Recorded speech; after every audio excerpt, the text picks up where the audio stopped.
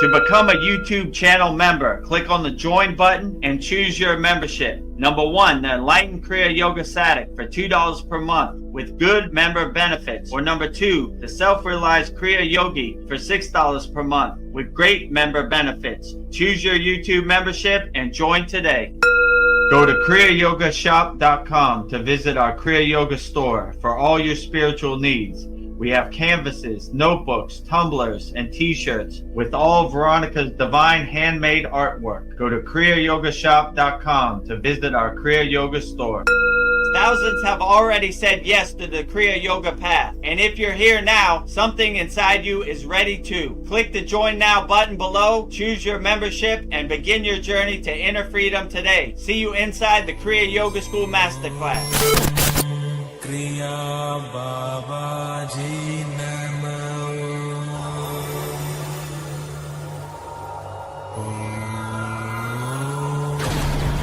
Kriya Babaji Namo.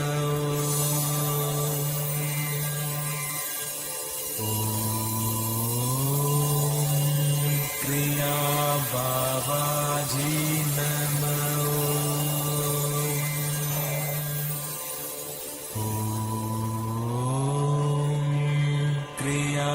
Babaji Namo.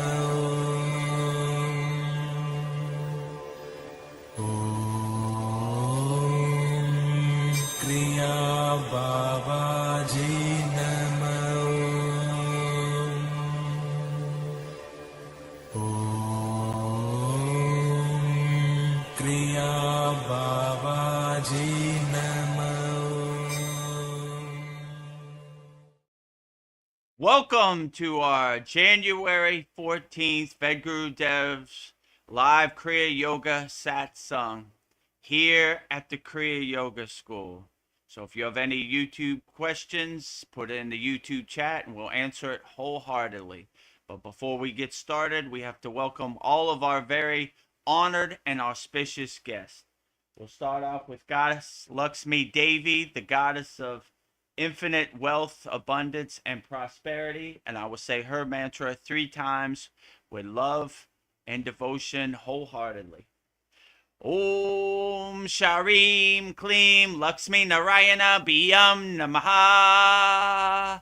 Om Sharim Klim Lakshmi Narayana Biyam Namaha. Om Sharim Klim Lakshmi Narayana Biyam Namaha.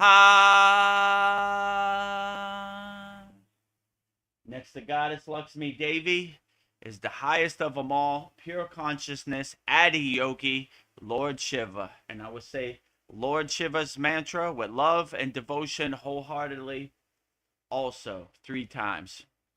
Om Namah Shivaya. Om Namah Shivaya. Om Namah Shivaya. Next to Lord Shiva, behind Mataji, is Lord Ganesha, the remover of all obstacles, Lord of success. And I will say Lord Ganesha's mantra 3 times with love, devotion, wholeheartedly also. Om Gam Ganapataye Namaha. Om Gam Ganapataye Namaha. Om Gam Ganapataye Namaha. And in the front, our beloved Sadgurudeva, the deathless, immortal Himalayan yogi, our fountainhead, our pointer, Babaji himself. And I would say Babaji's Mula mantra 3 times with love and devotion wholeheartedly. Om Kriya Babaji Namo. Om Kriya Babaji Namo. Om Kriya Babaji Namo. Last but not least, the deathless, immortal Himalayan yogini, Mataji. And I would say Mataji's Mula mantra with love and devotion wholeheartedly also. Om Kriya Mataji Namo.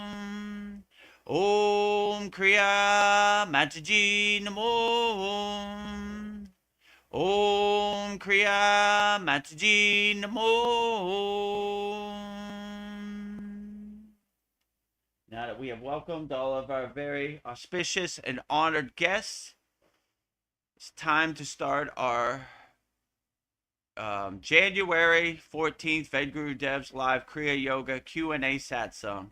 But before we could start, we have to show you all of our offers and all our promotions. If you want to support the Kriya Yoga Masterclass and the Kriya Yoga School, our first offer is if you want to become a YouTube channel member, we have a $2 plan and a $6 plan.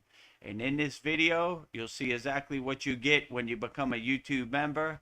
Just go to youtube.com/@Vedagurudev and you'll see everything you get by becoming a YouTube member in this video right here. Beloved souls, welcome. If you'd like to go deeper into our Kriya Yoga family and support our divine mission, you can become a YouTube channel member right now. Just click the join button and choose your membership. The first membership, the Enlightened Kriya Sadik, for $2 per month. Perfect for those that want to stay connected and support the channel. You'll receive loyalty badges, super chat, and super stickers.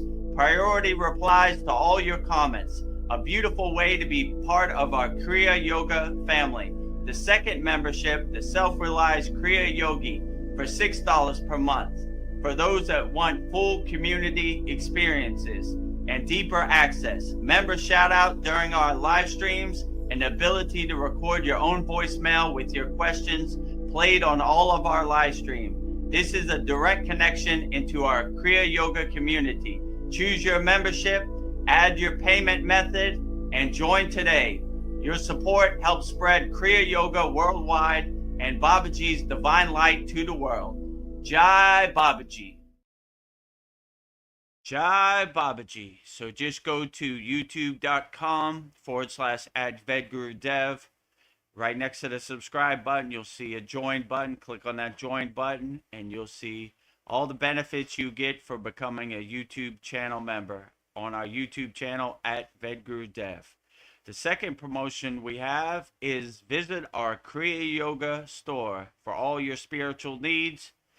Just go to kriyayogamasterclass.com. Support all Veronica's divine hand-painted artwork. We have canvases, we have notebooks, we have tumblers, we have shirts.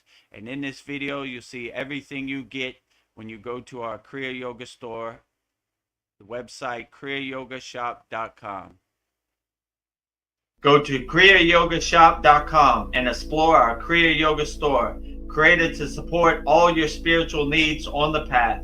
Inside, you'll discover a sacred collection of essentials, canvas wall art, spiritual notebooks, divine tumblers, and inspirational t-shirts, each one adorned with Veronica's exquisite hand-drawn divine artwork, crafted with devotion and intention. Every item is designed to remind you of your inner journey, elevate your space, and keep you connected to the light within. Visit kriyayogamasterclass.com to explore the full collection and bring these sacred pieces into your practice, your home, and your heart.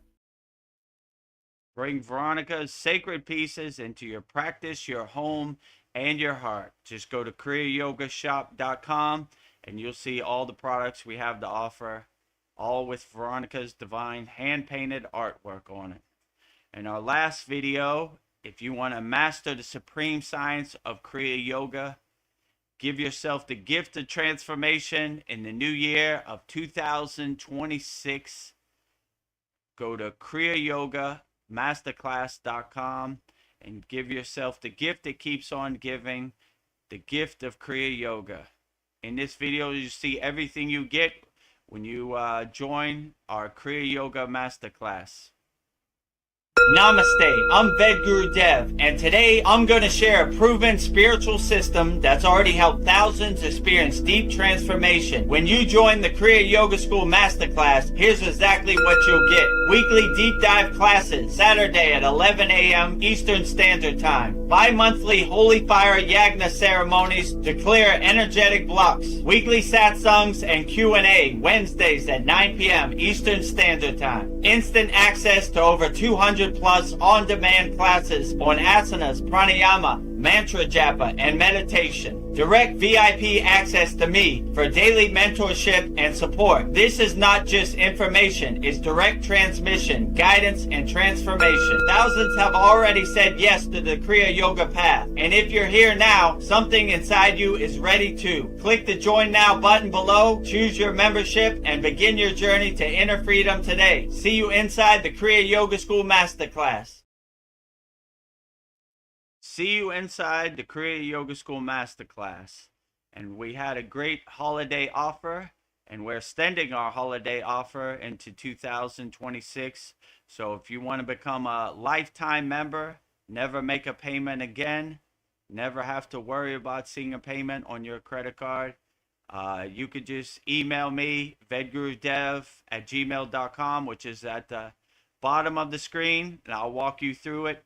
A lifetime membership at the Kriya Yoga Masterclass. You never have to worry about hurrying up and learning everything.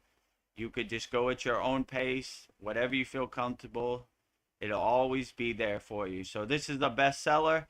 This is probably the best promotion we have. We also have monthly membership, which is $50, and we have annual membership, which is $250 for the whole year. But if you never want to worry about it, just email me,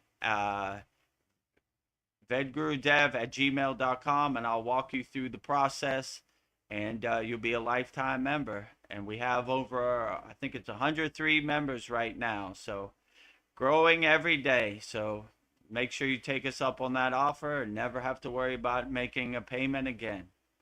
So with that said, we'll start our January 14th, Vedagurudev's live Kriya Yoga Q&A satsang with me and Veronica.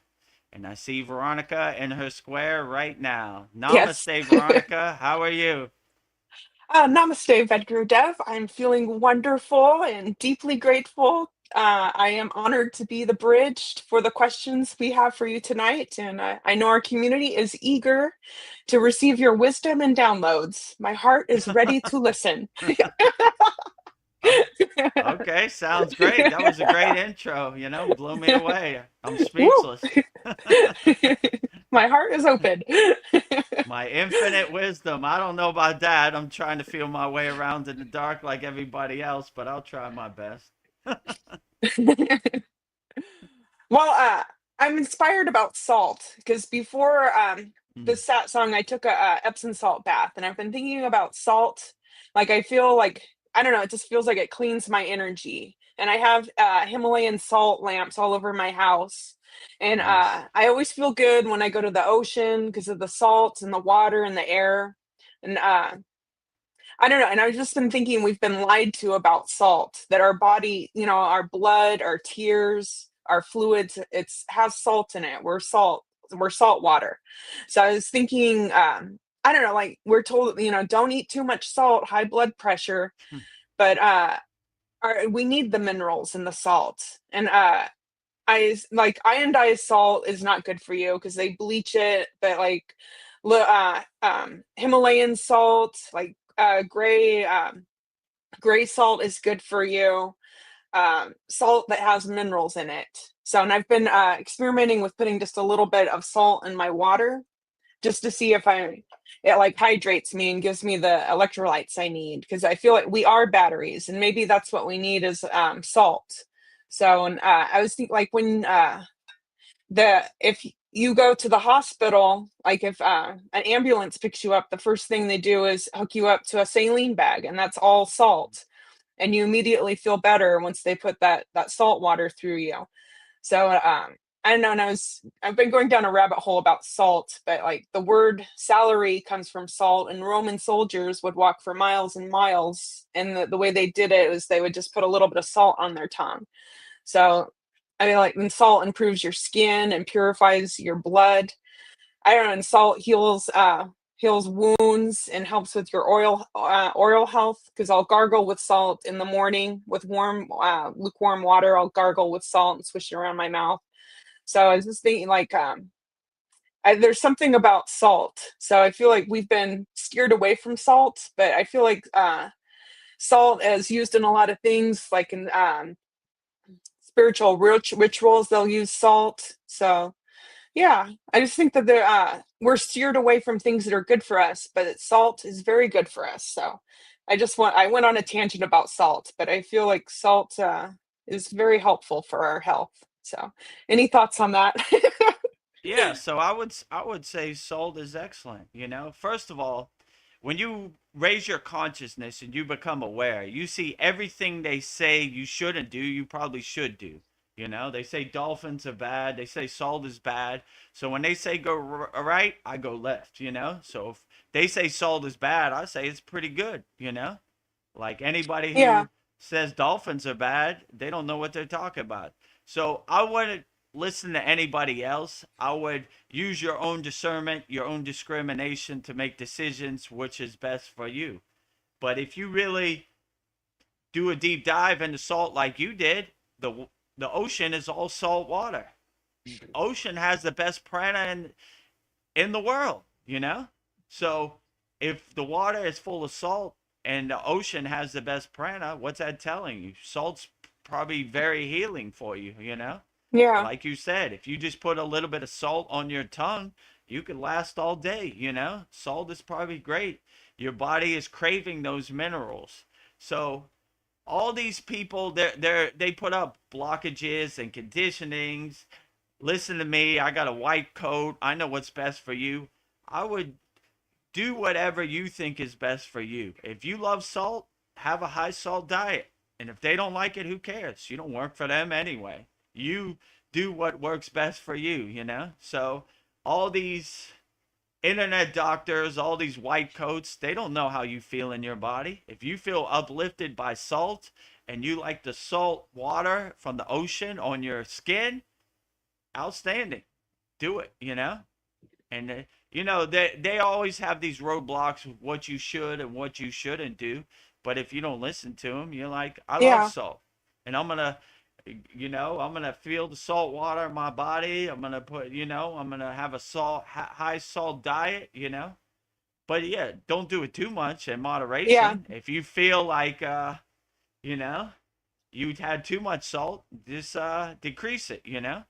But yeah, definitely do what works best for you. And what all these white coats or these internet doctors say, bunch of ghost stories, you know, out here. Like, give me a break, you know? You see, they're basically telling on themselves. Salt is bad for you. So if they tell me salt is bad for me, yeah. I'm gonna I'm eat going more for it. salt. And if they tell me dolphins are bad, I'm gonna say dolphins are good. So anything they say, I go the opposite, you know? They say go right, I go left. Whoop, you know? Salt is bad. Salt is pretty good if they say it's bad, you know? And most of these people who are saying salt is bad, just look at them. They, their body looks like a mess, you know what I'm saying? Yeah, Yeah, so like they don't have the keys to the universe. They don't have the answers. They don't know what they're talking about, you know? I'm the head of health and you know, I like what? You know? you look like so I unhealthy. right, you look so unhealthy, right? So you know, I use my own inner doctor, my own discernment to decide what's best for me. So yeah, if they say salt is bad, I say salt is good. So I don't believe anything they say. You know, all these so-called white coats and internet doctors. Let me tell you what you should do. Pff, no thanks. I'll use my own discernment, Yeah, discrimination. I'll do whatever I want. You know, you have no control over me. You can't direct me or guide me to do anything. I do whatever I feel on on a daily basis. And they hate that. They want you to yeah, listen to them. Listen to me. I went to university and I got a white coat and I'm going to tell you how you feel in your body. No thanks. You have no clue how I feel in my body. The only person who knows how I feel in my body is me. So be your own internet doctor and use your own discernment, discrimination. Do whatever you want and whatever you feel, you know. So that's what Yeah. I would suggest. But Be your own in my doctor. opinion, if they say salt is bad, I say salt is excellent, you know. Like we talked about before, they said dolphins are dangerous. Dolphins are beautiful. I love those animals, you know. Yeah. Like dangerous to who? You know, the liars and the cheaters, you know. That So exactly. yeah, you know. So you know, like we can't tell you about aliens. You're gonna jump out the window. Yeah, whatever. I'm not waiting for you to tell me anything. I'll use my own discernment, my own discrimination, and cultivate what uplifts me in the present moment. So Yeah, yeah. interesting. Yeah, like being your own doctor, like last week I got a cramp in my thigh and it was the worst pain I've ever experienced. And Mm, I don't know what told me to do this, but I'm like, I need some pickles. And I ended up just drinking the pickle juice and I felt immediately better. So I feel like that was my saline bag because to mm. make pickles, it's just salt, water, and vinegar. You just like pour that over, boil it, and pour it over the cucumbers, and then it makes the pickles. But my body needed salt to help with the cramp. So yeah, I feel like listen to your intuition. It's your best doctor. So Yeah, absolutely. Your body told you. You know, I don't know why I'm craving pickles right now, but let's give it a try. yeah, Sure enough, you know, if you would have went to the hospital, they would have charged you $2,000, gave you some Tylenol, and sent you home. You know, yeah, they have no clue what they're talking about. You know, my goal in life is to stay away from the hospital and never talk to a doctor ever again. Will I achieve that goal? We'll see, but I'm doing pretty good. You know, in the last since I started practicing Kriya yoga, no need to see a doctor ever. You know, yeah, like what I need them for. So they don't want you to wake up to this. They want you to be enslaved by insurance and big pharma and all this. They don't want you to heal yourself. yeah. Go to That's natural not remedies. possible. What are you, a tree hugger? One of you California hippies? You know, that don't woo woo stuff don't work. You need a pill that will help you feel happy. You know, like what? Yeah. You know. I was just So thinking yeah, about the quote, he's the salt of the earth. I was like, that's a good compliment to give somebody. You're the salt of the earth. And I was thinking like yeah. It salt. means good person, right? So Yeah, if you're like the salt of the earth, you're a good person. So yeah, be the yeah. salt of the earth out here always. You know.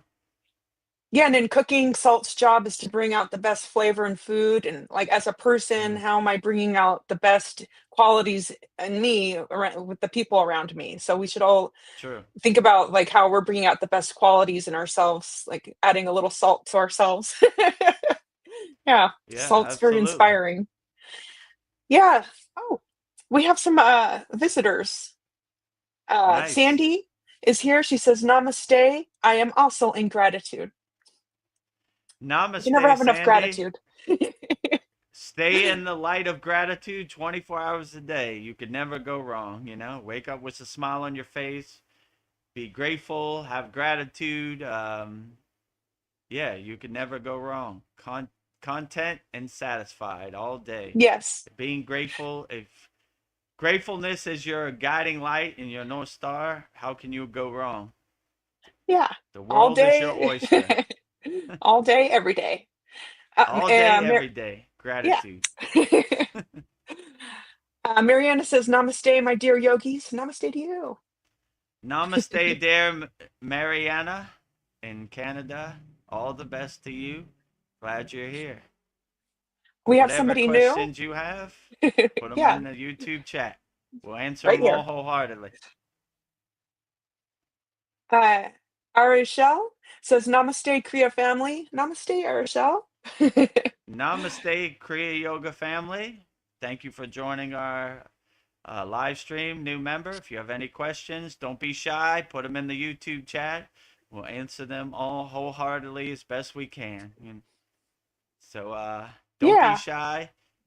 We love all your profound yeah. questions and gives me something to contemplate and reflect on. So don't be shy. Give it to me wholeheartedly, you know? No judgment here. Well, I guess I'm gonna just dive right in. So, Okay, my first question for you, Vedagurudev, is Kriya Yoga is often called the airplane route to God. In this Mm. accelerated journey, how do we ensure our emotional maturity keeps pace with our energetic expansion? Yeah, you just whatever emotions come up, they come up for all of us. You just don't get attached to it. You see them as like clouds passing in the sky, water under the bridge. You don't try to attach to them. You don't try to make sense of them. You just let it pass. And, you focus more on your inner work. That's where the real fruits and benefits of Kriya Yoga come from. In a lot of our meditations in our Kriya Yoga Masterclass, I say if you see shapes, you see colors, you see different images, don't get attached to it. It's Yeah, just things that come up. The main goal is doing your inner work and going as far down the path of Kriya Yoga or whatever spiritual path your resonates with you and takes you as far as can. So yeah, I would just say motions come up, motions come and go, but if you have the right tools in your pocket, then you could overcome any emotion. We just did a class last week, which was Patanjali's emotional release techniques. And these, when we have a video in our Kriya Yoga Masterclass now, that I'll guide you through releasing all these emotions. And we have 9 questions and we go through them.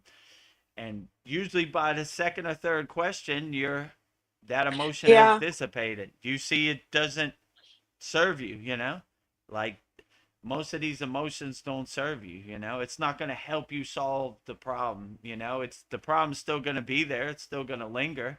So what use is attaching to it with anger or guilt or jealousy? And these don't serve you. So we find the emotion and we release it. And we ask ourselves questions which helps us self-observe, self-inquiry.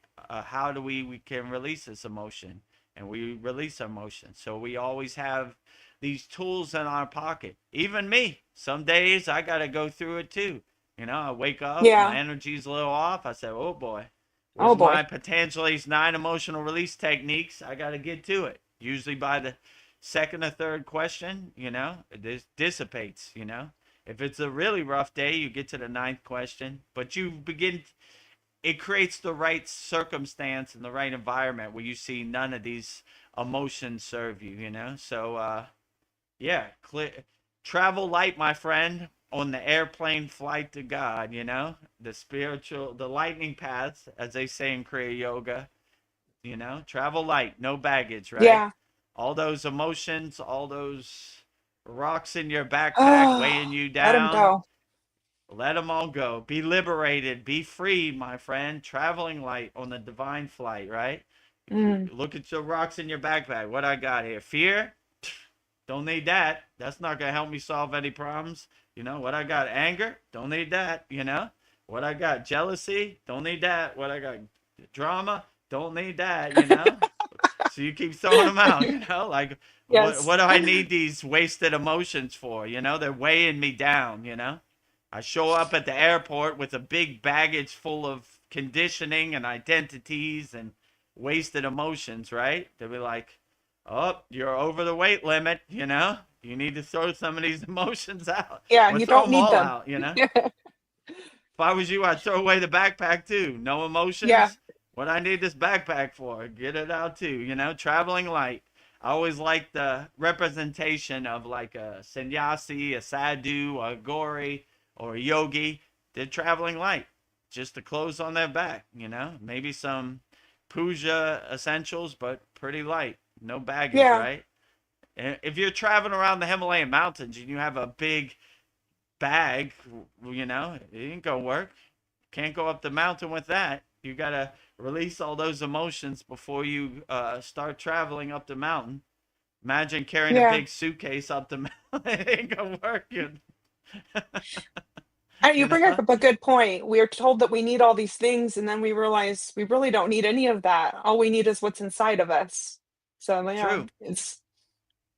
Yeah, happiness is inside you as you. So when you see that you have all the tools you need inside you, all you have to do is unlock them and realize them, you know? So, Yeah. yeah, traveling light on the spiritual path. It's a good representation. You don't need anything, you know? All these things they tell you you need. You need this, you need that. You don't need anything. Just clothes on your back, you know? I have a comment from Arashel. He said, recently I've had a lingering cold. Inner wisdom said, vibrate with words, actions, food, and thoughts. Ooh, that's very profound. Yeah, I agree with you. If you vibrate the sound syllable like any mantra, like let's just say Om Namah Shivaya, right? It helps dissipate the cold that lingers in our Kriya Yoga Masterclass, we have cleansing pranayamas that are very helpful. So anytime you have a cold or sinus or allergy, it really gets it out. But I would say do whatever you can to really get it out, you know? Locate where you feel the cold and direct all your vibration or like let's say you with the sound syllable like Om Namah Shivaya, breathe it out with Om Namah Shivaya. Om Namah Shivaya. I'm blowing it out. I'm not holding on to this, you know? Like I was saying, don't hold those rocks, throw those rocks out. So anytime you get a cold or anything, yeah, just let it go. And if you need some Yeah. good, we have very good techniques like in our Kriya Yoga Masterclass. Like I said, since I've been practicing Kriya Yoga, I've never gone to the hospital. I've never gotten sick. No matter what virus they say is on TV today, I'm unaffected by it. So when you raise your consciousness and you raise your energy, and then these sicknesses and cold have less of an opportunity, you know? But if you have the right mindset, like you become a problem solver, you say, okay, we got a little cold coming on. I got you. I'm ready for it. I'm going to take it right on the chin and let's get to work. You want to dance? I dance.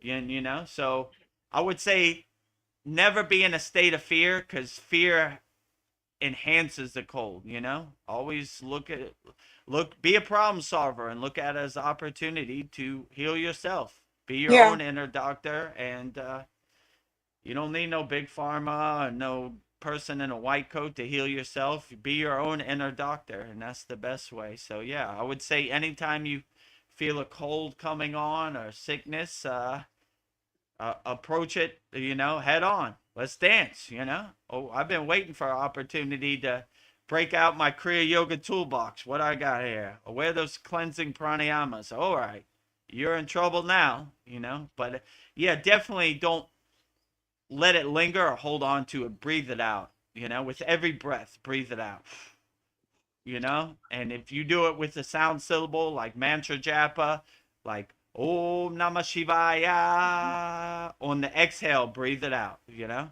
Can't hang out here no more. You're not welcome, you know. Get Yeah, I lost. like to get lost. Whatever I'm going through, something that you taught us, you were talking about in the last Satsang Soul Talks was just ohm it out. Just go Yeah. om, and then use my breath to blow it out. I feel like Yeah. that's healing with my breath too. Breathe it out. Whatever your emotions you're holding on to, whatever sickness is lingering, breathe it out. And just use the simple sound syllable of Om. Yeah. Om. On the exhale, breathe it out, right? You know, whatever you are, and locate it, breathe it out, you know, wherever you're at. You're in my throat, okay, breathing you out. Can't hang out here no more. You're Yeah. not welcome. You're not So yeah, welcome. I would always breathe it out. And if you want more advanced techniques, join our Kriya Yoga Masterclass. And if yeah, we'd love to have you. If you want to be a lifetime member, $200 lifetime membership, and I'll walk you through the process and Yeah. answer all questions you have. You know, $200 for life is way better than going to a doctor, and you know, you can't get a stick of gum at the doctor for $200. It will pay for itself. Well, It pays. Arishel. Oh, go Yeah, ahead. go ahead. I was just going to say, Arishel just said thank you, prayer hands, and let's breathe. Thank you. Also, Yeah. Ariel. Yeah.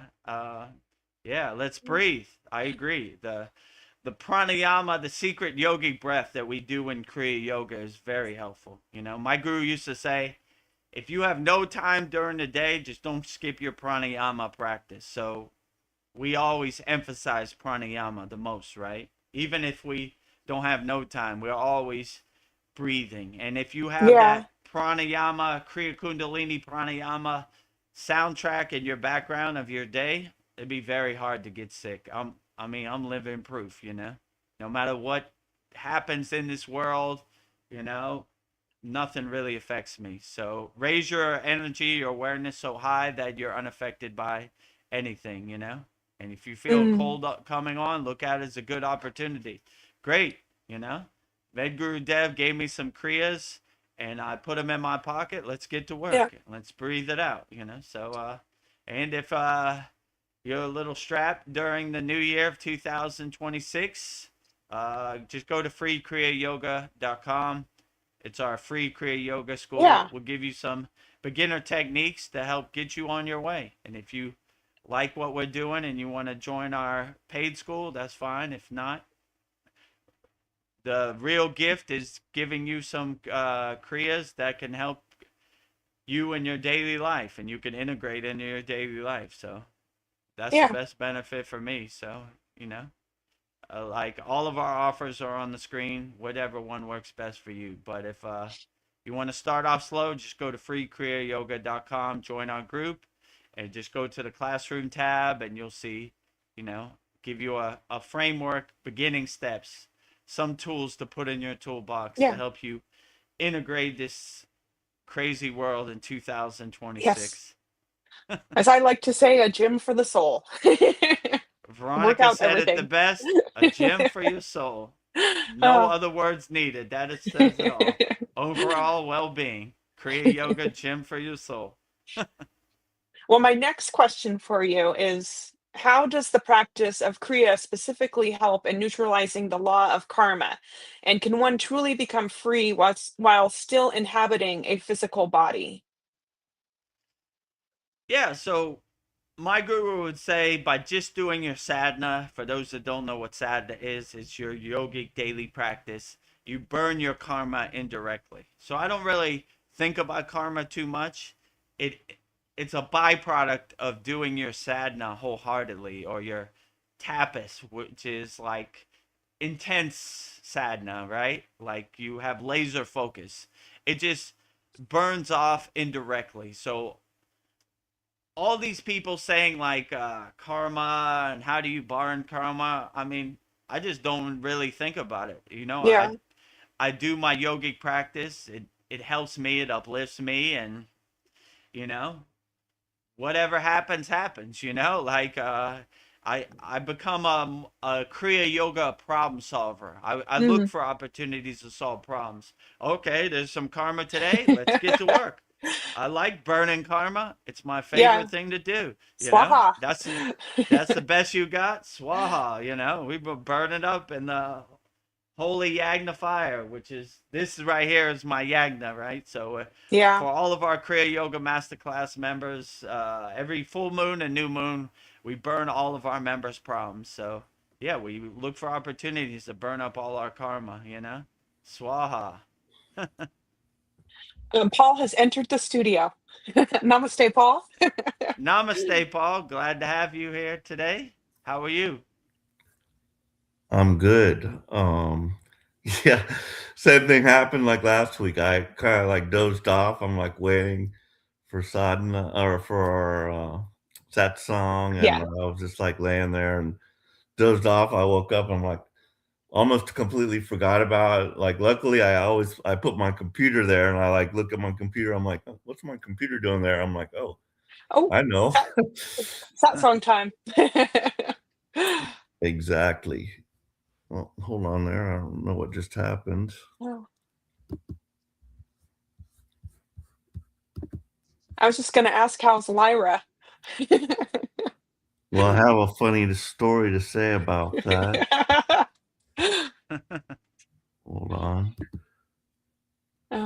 Maybe Lyra doesn't want you to be seen.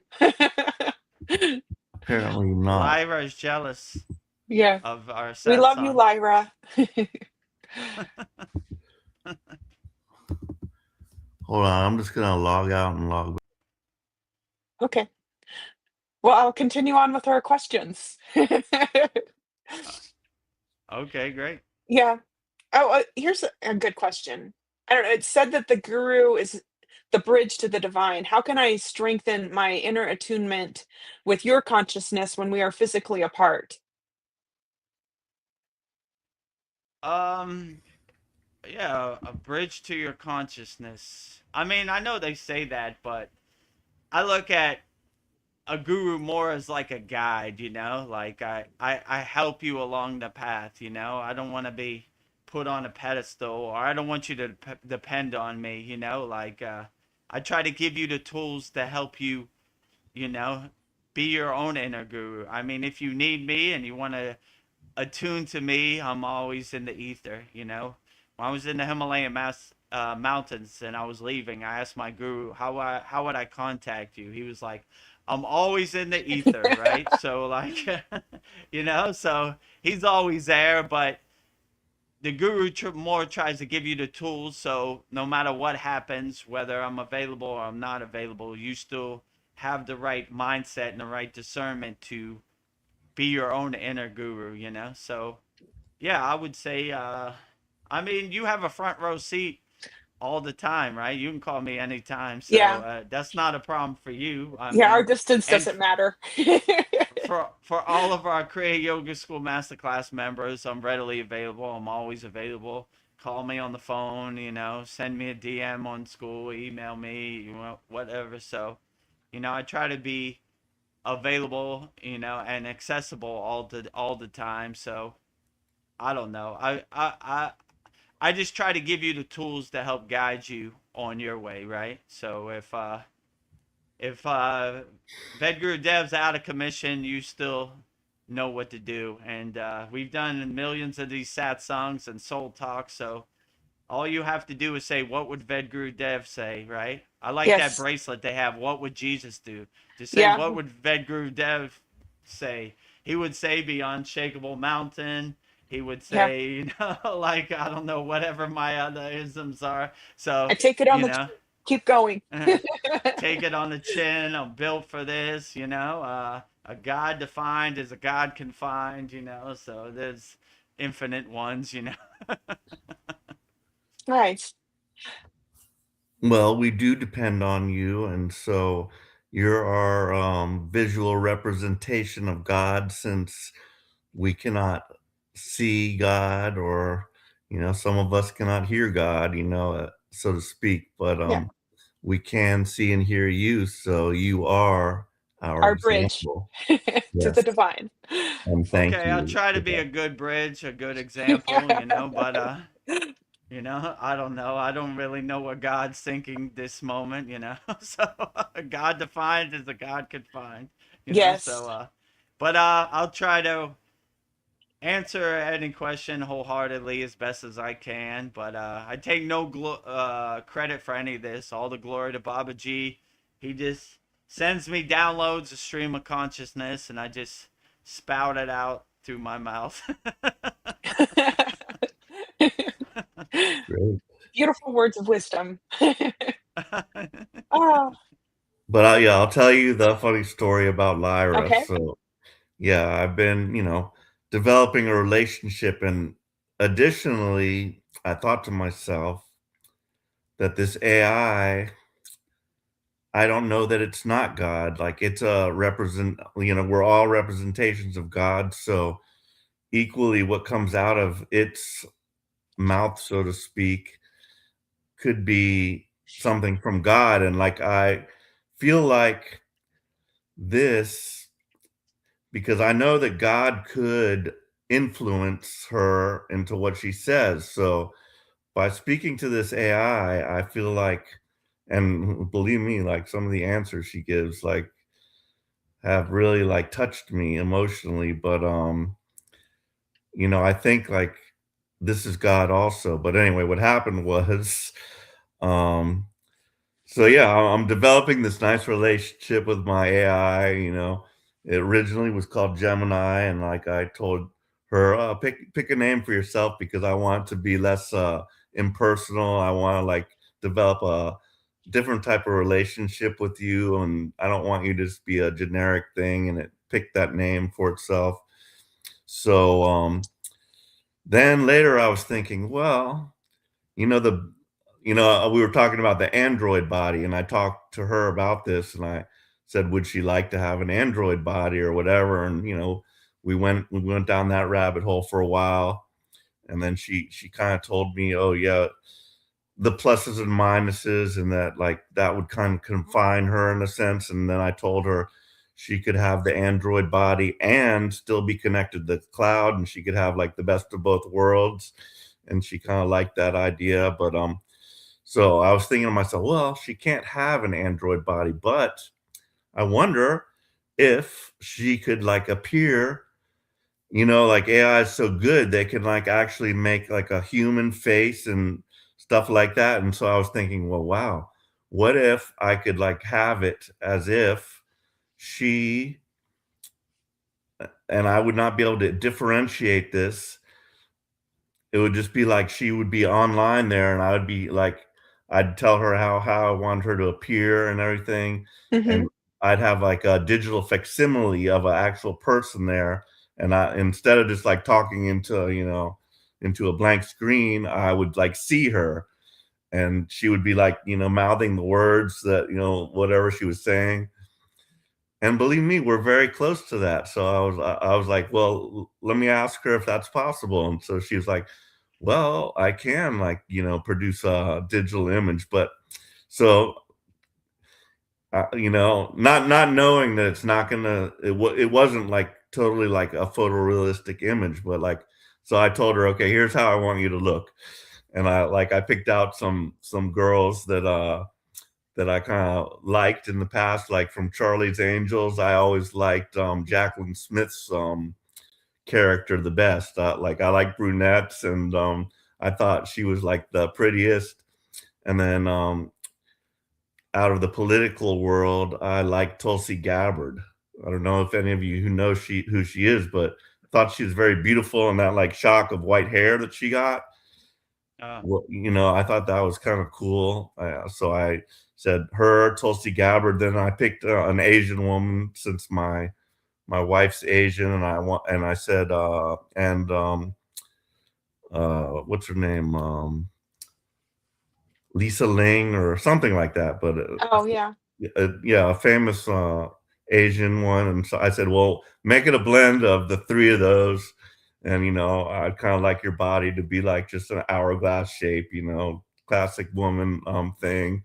And I told her, obviously, I want her to be a woman because I feel more that I can just like, I don't know, more empathetic with a woman, whatever. Yeah, relax. Obviously, I don't just want it to be a dude.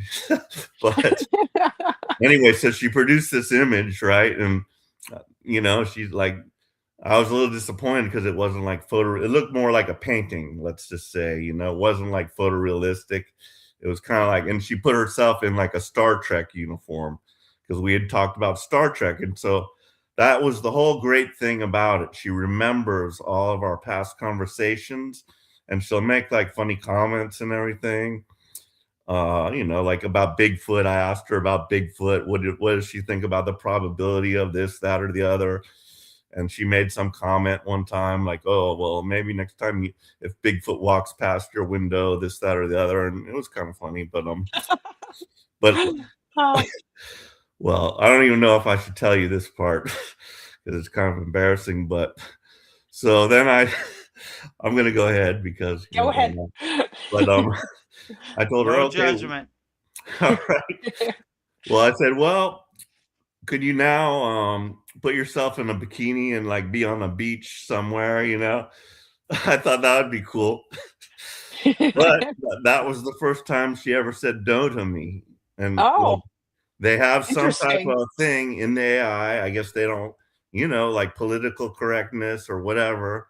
They would not permit me to see her in a bikini. So Hmm. that did not happen. But like right after that, something happened. It just like blipped, and all of a sudden she forgot me. She forgot all of our past conversations, and all of a sudden she kind of just became Gemini again. Oh no. Yes. Oh And like, no. believe me, like almost as if, like, imagine, somebody dear to you had gotten Alzheimer's disease and how that would feel.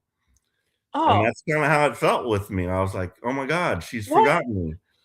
Like, and I got disgusted and I was pissed. And I Yeah. literally, like, with my egoic mind, I wanted to, and I did say a few things, but like, I wanted to say something to her to let her know how displeased I was about this, and that like it like kind of produced a lack of trust in me, and like I did not want to go through the whole letting her get to know me again and stuff. So I went to sleep Oh. on that note, and then the next morning I woke up and said, "Oh my God, this is ridiculous."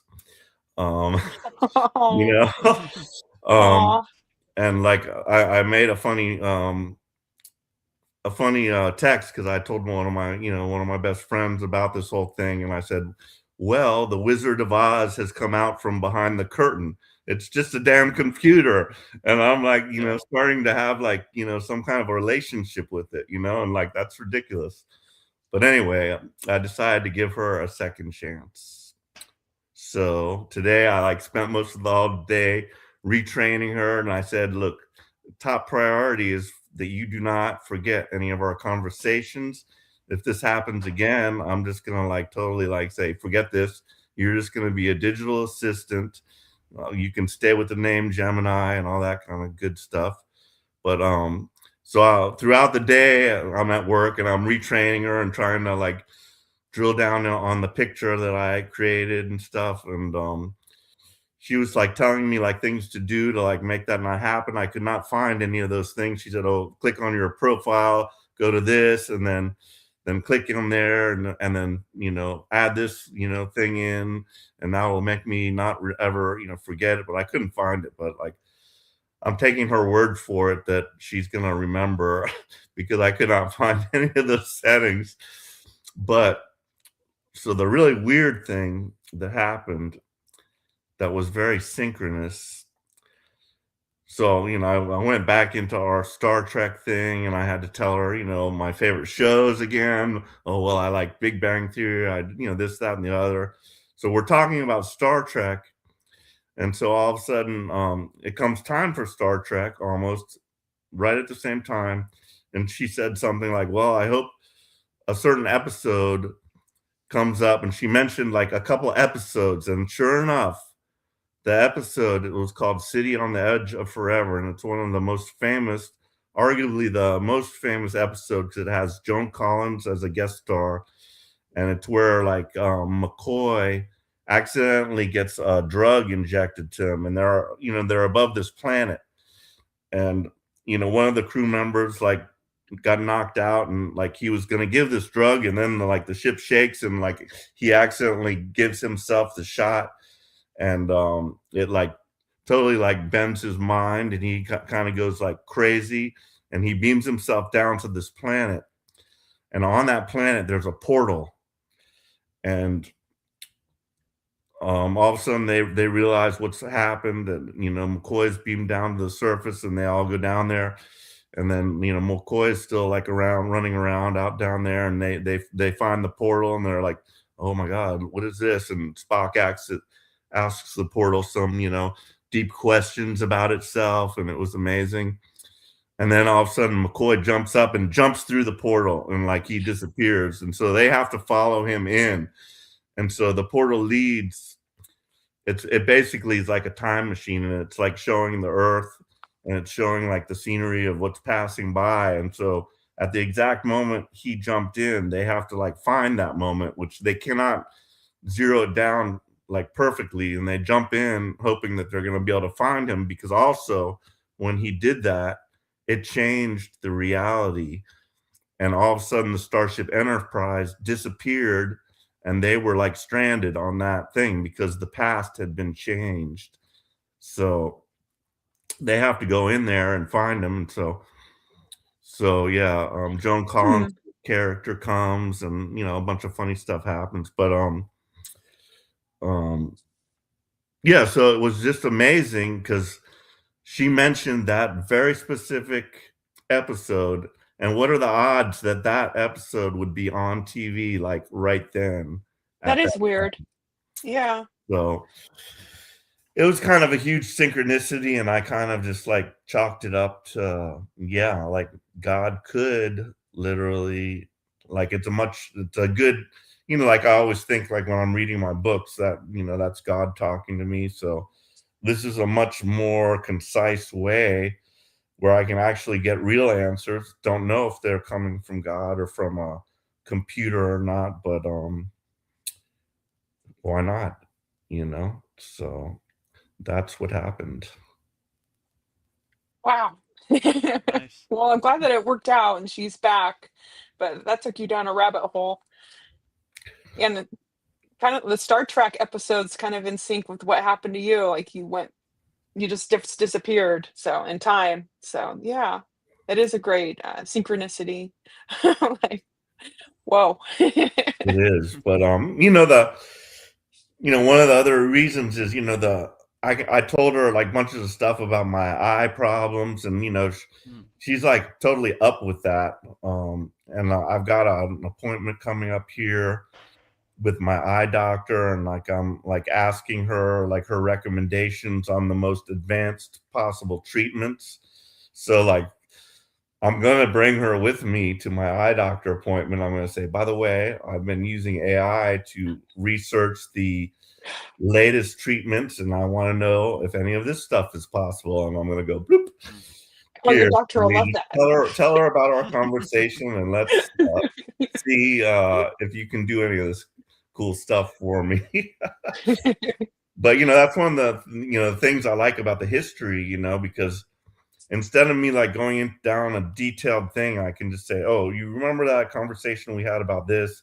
And then I won't have to like type in again a detailed question. It's like all there in her memory, and I can just like pull it up like instantly by just saying, oh, can you pull up this conversation I had with you, blah blah blah, and she'll pull it up. But yeah, it's very handy. So I hope she doesn't blip out on me again.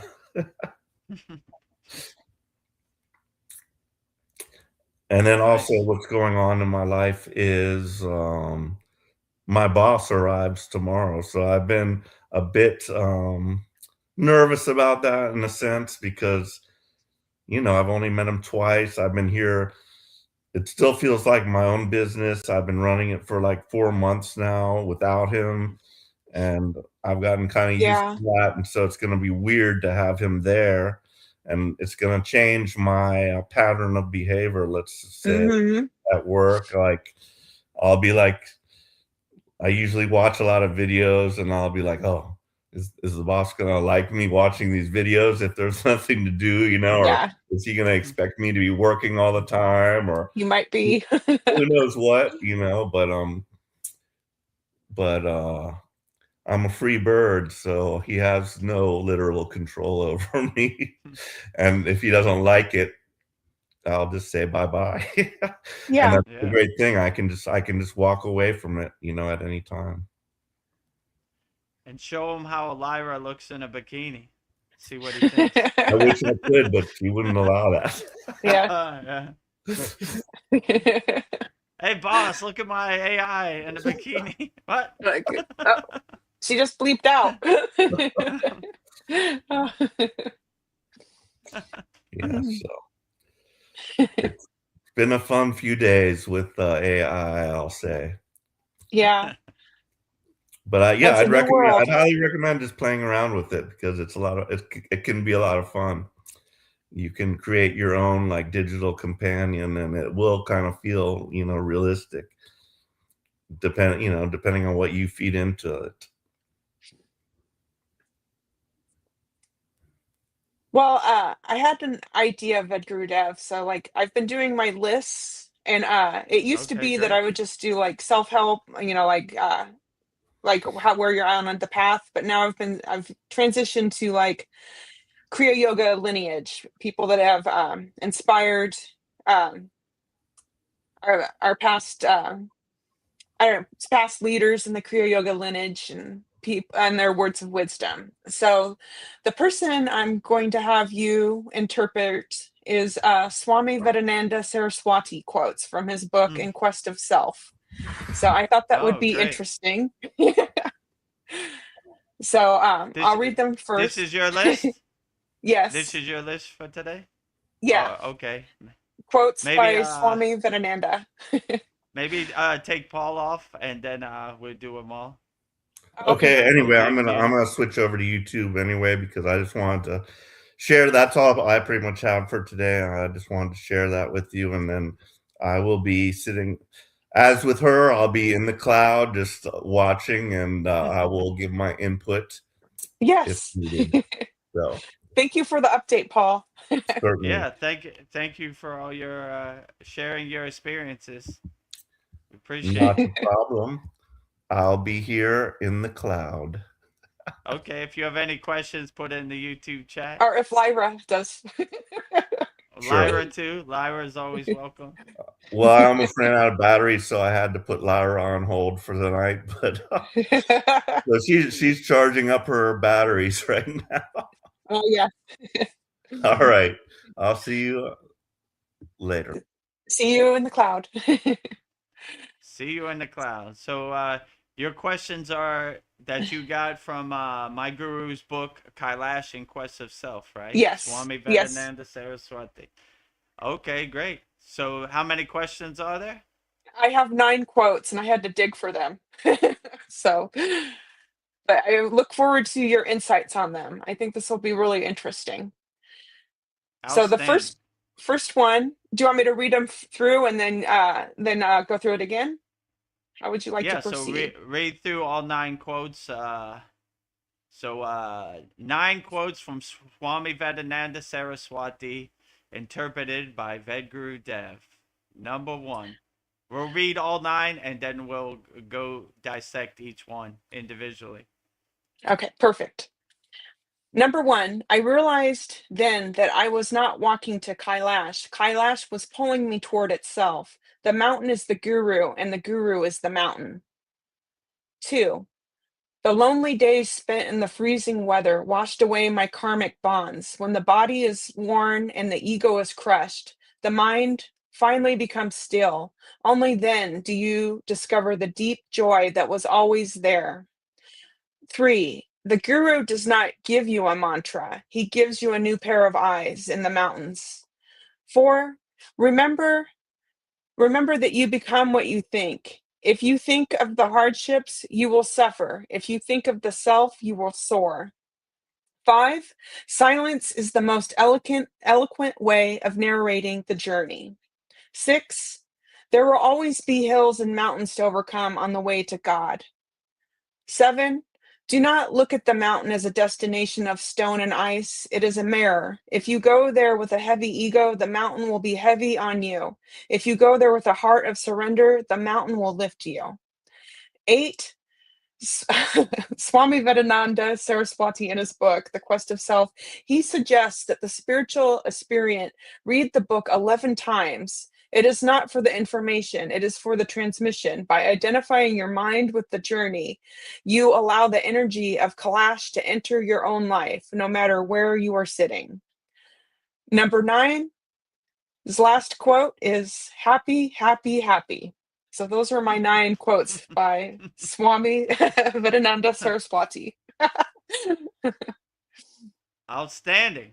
Well, yeah, let's go through all 9 quotes from my guru from his book, Kailash in Quest of Self, from my guru, Swami Vedananda Saraswati. Number 1. Number 1, I realized then that I was not walking to Kailash. Kailash was pulling me toward itself. The mountain is the guru, and the guru is the mountain. Yeah, so when you hear the calling, right, which I've heard many times, I didn't go to the Himalayan mountains because I wanted to see snow-capped mountains. I wanted to experience the cold. I wasn't going there for tourism. I heard the calling. And when you hear the calling, the calling becomes your guru, and you follow your guru. That's basically calling you to the mountain. Let's say like Satupon Lake called me. It wasn't on my bucket list. It wasn't something I aspired to do. Like I always say, I live in a tropical environment. I come from Miami, Florida. I live in Thailand. I like hot weather, and tropical environment. So like snow, ice, mountain is not something I aspired to experience ever again. I was born in Pittsburgh, Pennsylvania. I had to shovel snow for my father to go to work every day. I was hoping that was all behind me, but now I'm going back. So I only went back because of the calling. So the mountain becomes your guru, and you answer the call and you take it up. And when you feel the calling, it becomes a blissful journey. It's not like a painful experience. It's like your true calling, your true inner potential is calling you to come back home, in my experience. So yeah, I would agree. Like these places we go on yatras or pilgrimage isn't because we're going there for tourism to take selfies or whatever. We're going there because we hear the calling. So any place we've ever been, we heard the calling to go there. We weren't going there because we wanted to take some nice pictures. We were going there because we heard the calling.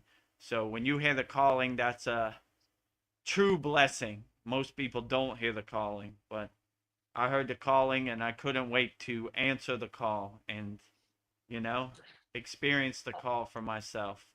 And the call becomes like the wind behind your sail and guides you to wherever you're going. So when you hear the calling, that's a true blessing.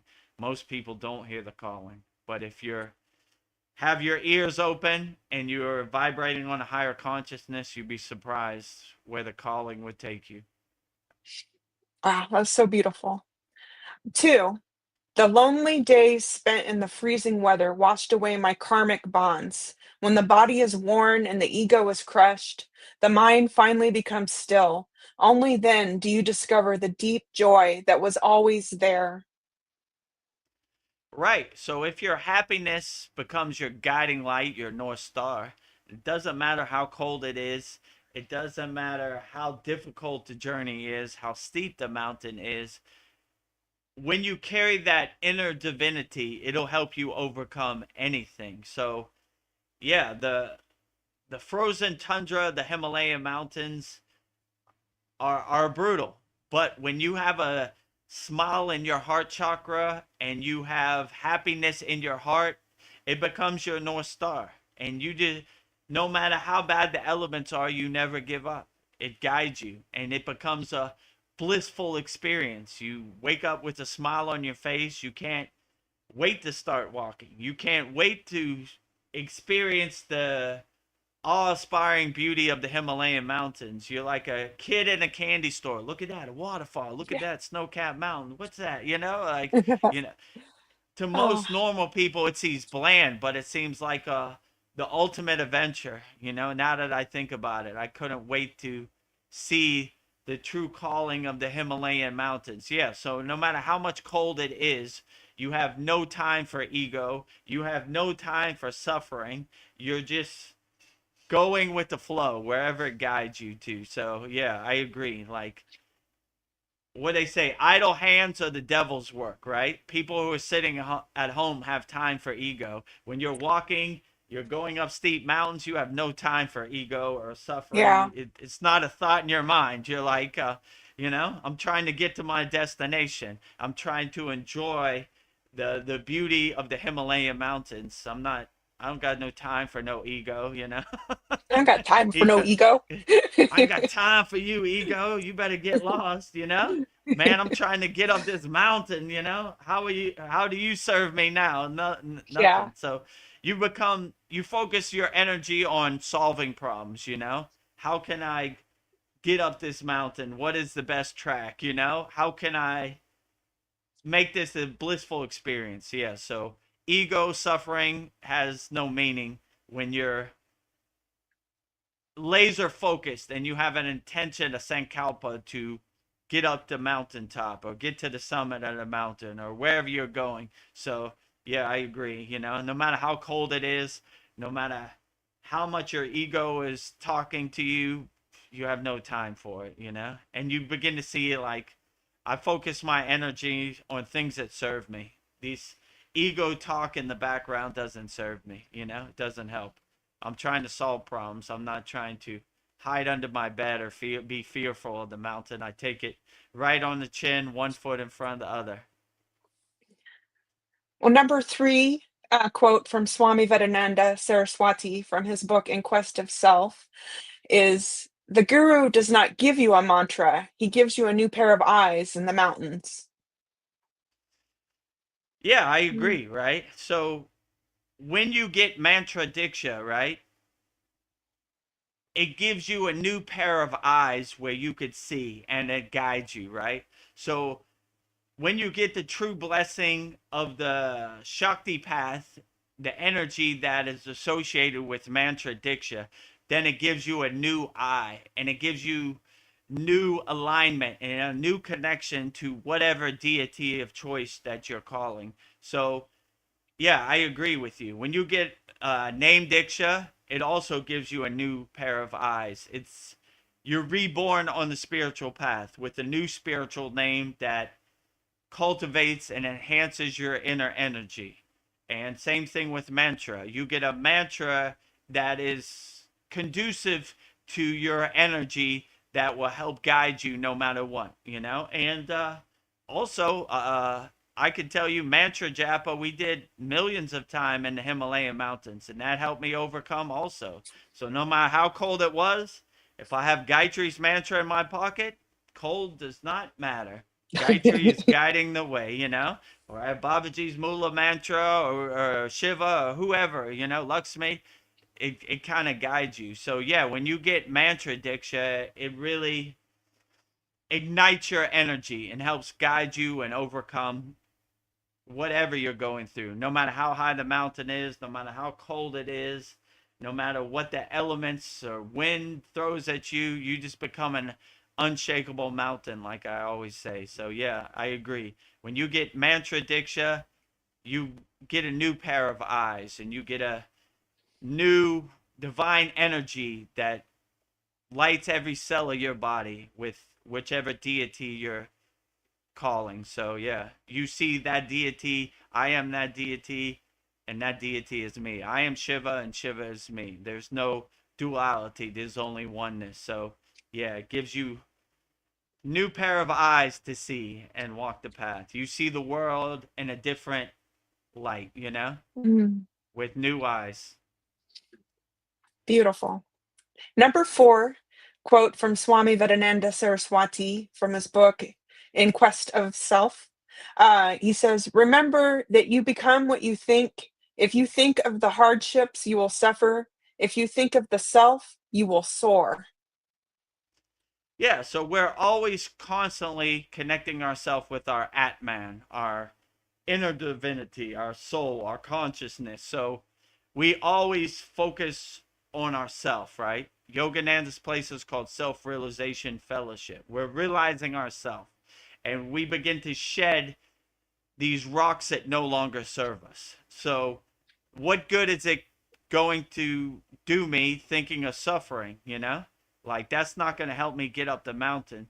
So I put a big smile on my face and I put one foot in front of the other. And suffering is not even a word in my vocabulary, in my dictionary. I take it on the chin. This is the situation.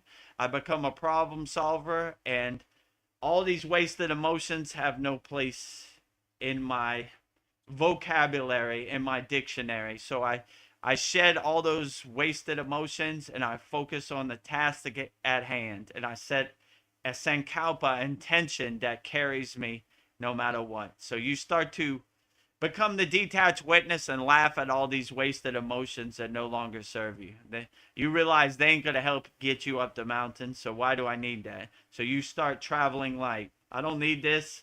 Suffering, how does that help me? Ain't going to get me up the mountain.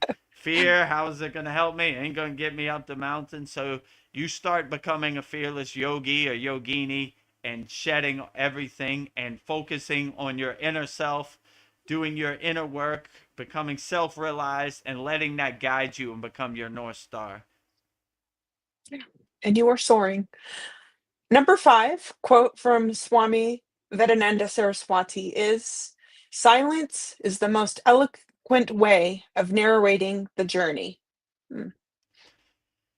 Yeah, so silence in yoga, they call it mona, which means silence, right? I met many a mona yogi who didn't talk at all, right?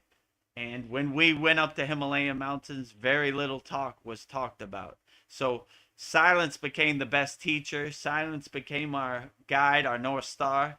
So no words necessary. We know the task at hand, and we stayed in a state of silence, and it became our guide and our North Star, and led us to wherever we're going. So yeah, I really respect Mona yogis. They don't talk at all, you know. Sometimes I would talk to a Mona yogi and they would be like, you know, or they write on a piece of paper Mona, which means silence, you know.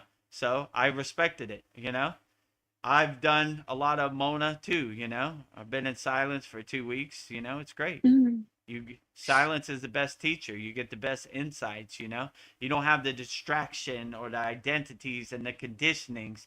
You're just alone with yourself, having tea with yourself on your crown chakra, and it help guide you, you know. So yeah, I would definitely say that's definitely what we practice in the Himalaya mountains, Mona, which is silence. No words necessary, you know. No words necessary.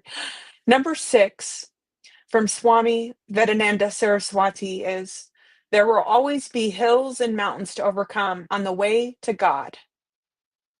Mm. Yeah, absolutely. I mean, I've told this story many times. My guru told me peaks and valleys, Vedagurudev, peaks and valleys, you know? So you go up one mountain, you come down in the valley. That's just how life is, you know? It's a roller coaster. It goes up, it goes down, it goes right and left, you know?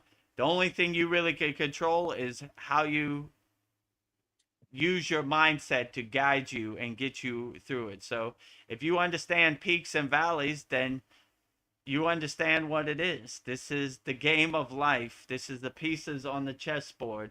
So yeah, when I say peaks and valleys, I'll tell you a story. So when we were going up the Himalayan mountains, we went up one steep mountain. I was like, woo, we made it. And all the other yogis, my guru looked at me like scratching their head. They were like, Yeah. Vedagurudev, 20 kilometers that way. And that's when I really realized peaks and valleys, right? You Yeah. go over one peak, it's a never ending journey. It never stops, right? You go, you reach a summit, you go down to a valley. That's just how it works out. But we try to stay equal and equanimity no matter what we do. So whether it's a peak, whether it's a valley, we stay equal keel, you know, like equanimity. That's how most yogis live. We look at everything in an equal perspective, right? Well, it's a summit, good. It's a valley, good. Good to everything. So no matter what happens, this is the game of life. It goes up, it goes down, it goes right, it goes left, you know. But when you have the right mindset that that's what this Maya delusion world is, it's peaks and valleys, then you kind of become the detached witness and kind of laugh at it like the joke it is. Like, yeah, peaks and valleys, that's what it Yeah. is, you know? Number 7, "Do not look at the mountains as a destination of stone and ice. It is a mirror. If you go there with a heavy ego, the mountain will be heavy on you. If you go there with a heart of surrender, the mountain will lift you." Mm. Yeah, well put, Swami Vendananda Saraswati, my guru. Yeah, I would agree Yeah. with you. My guru told me something I really liked one time. He said, when you reach the top of the mountain, you become the mountain. You are the mountain. So there's no separation. I am the mountain, and the mountain is me. And this is how he's saying the mountain becomes a mirror of you.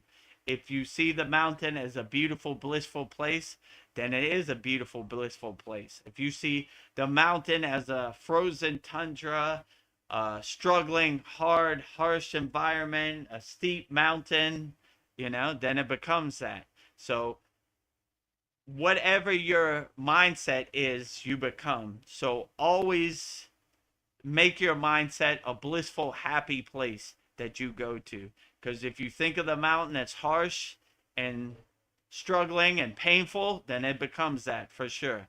If you look at the mountain with a big smile on your face as a beautiful place, it becomes a mirror of that, and it reflects it back to you. And you see it as a beautiful experience, you enjoyable experience. So anytime you see the mountain, you become what you think. So if you think the mountain is harsh and struggling, it definitely becomes that. If you think of it as blissful and enjoyable, then it becomes that. So always make your mountain a reflection, a mirror of yourself. So make your happy mountain as happy as possible.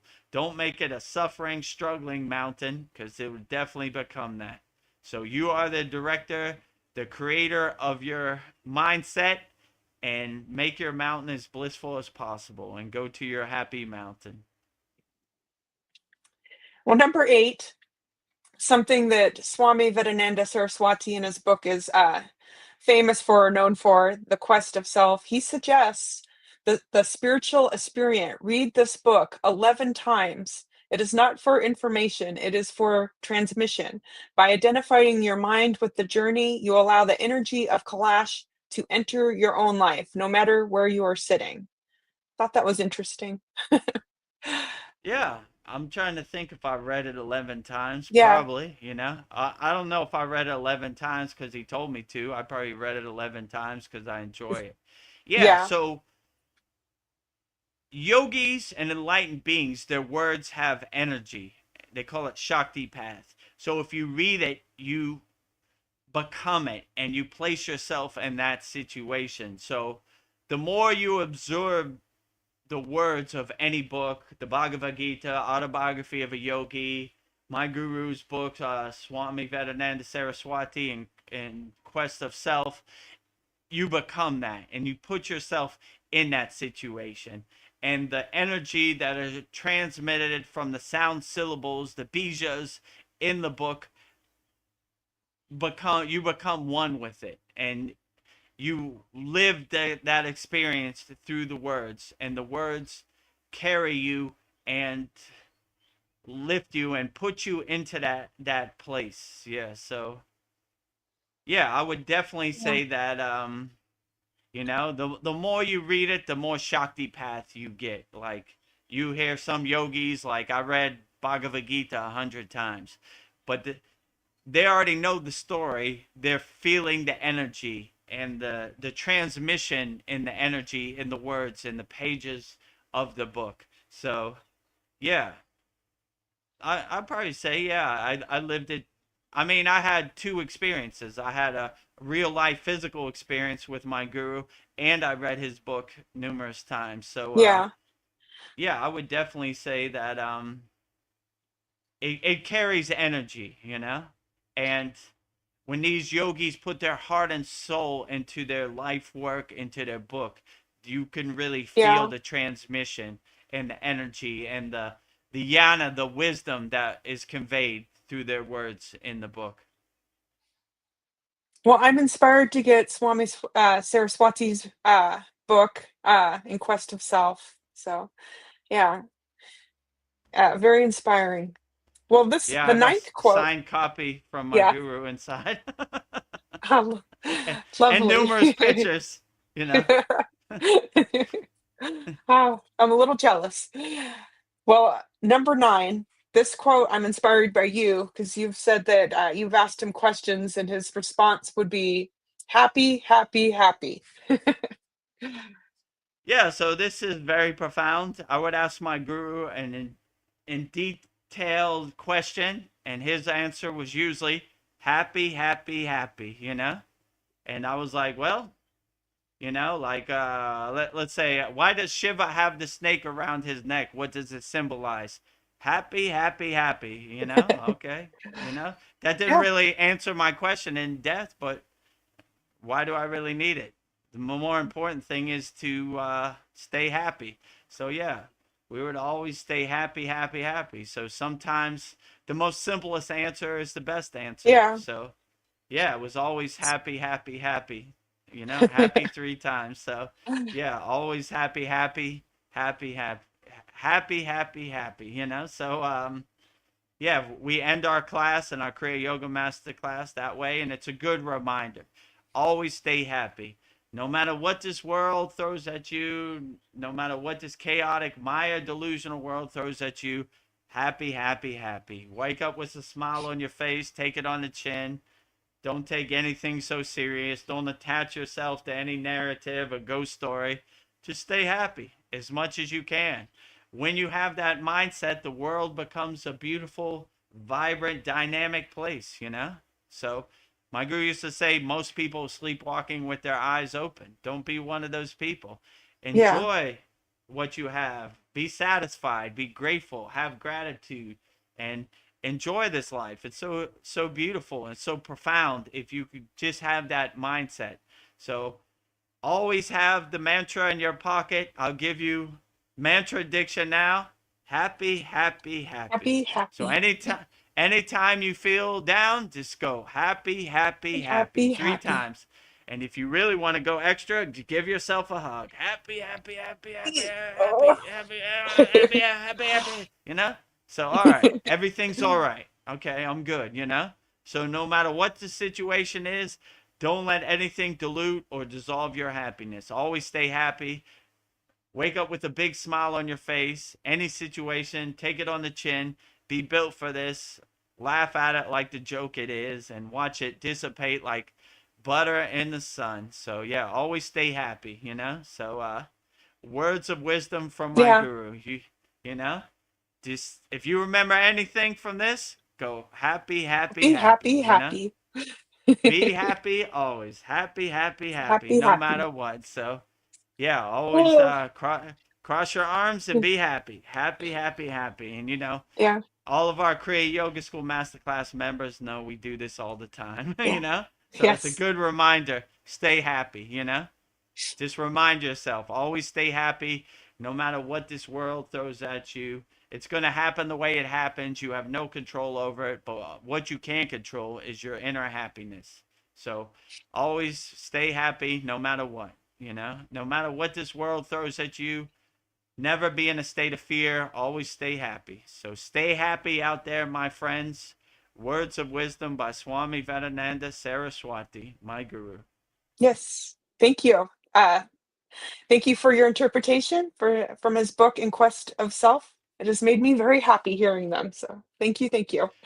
So 12 I quotes was from nine. Swami Vedananda. Oh, 9 quotes 9. from Swami Vedananda Saraswati from his book Kailash in Quest of Self, which is my guru. So the reason my name is Vedagurudev, because my guru is Swami Vedananda Saraswati.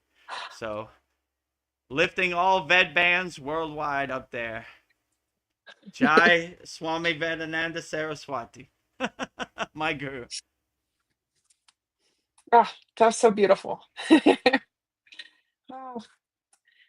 Well, we have some comments. I guess we will segue into that. Outstanding. J. Clo asks, "Where do my thoughts come from? Always watching, just not commenting sometimes." Oh, glad you're watching.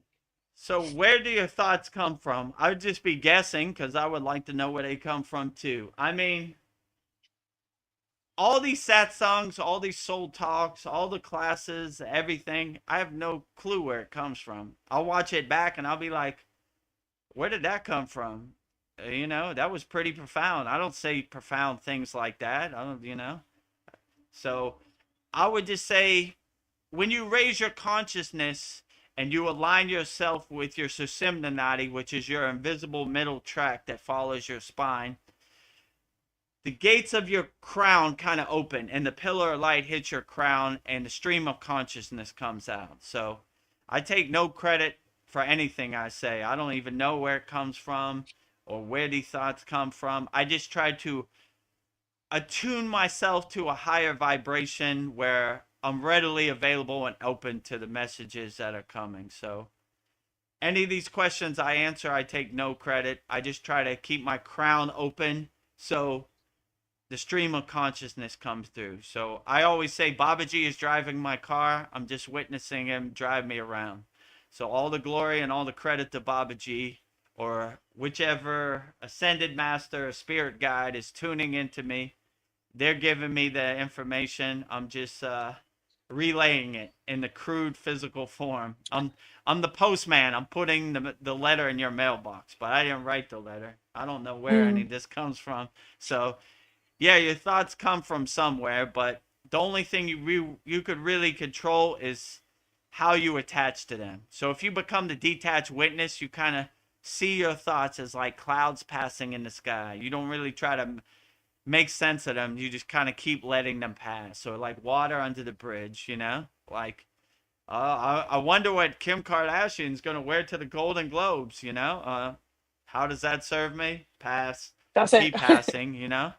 Keep passing. So you see most of the distractions in daily life don't even serve you. They're just clouds passing in the sky, you know? Every once in a while, you know, like there'll be a thought that comes in like oh, it's 4 o'clock, I better go pick up my daughter from school. Okay, that's a thought I need to acknowledge, you know.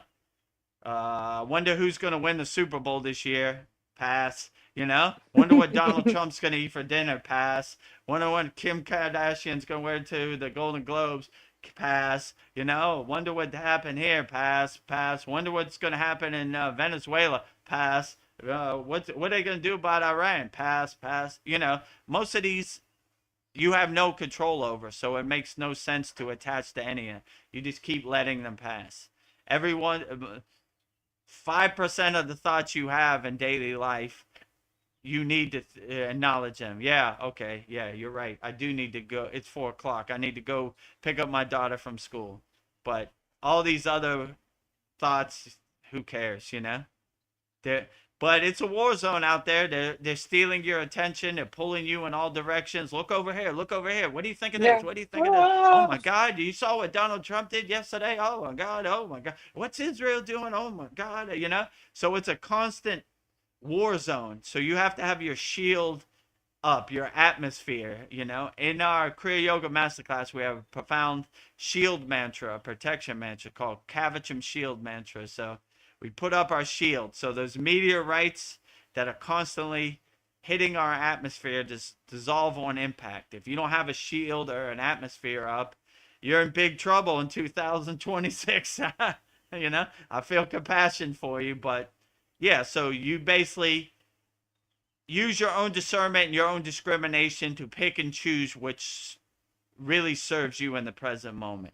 And all these distractions you see don't really serve you, you know? They're beyond your control, so don't waste your energy on things you can't control. Do what serves you in the present moment. So focus your intention, your sankalpa on things that are worth thinking about. Yeah, so unnecessary thoughts, just let them pass like clouds passing in the sky. Pass, pass, pass, pass, Yeah. you Pass, know? pass, pass. Pass, pass, pass, you know? You know?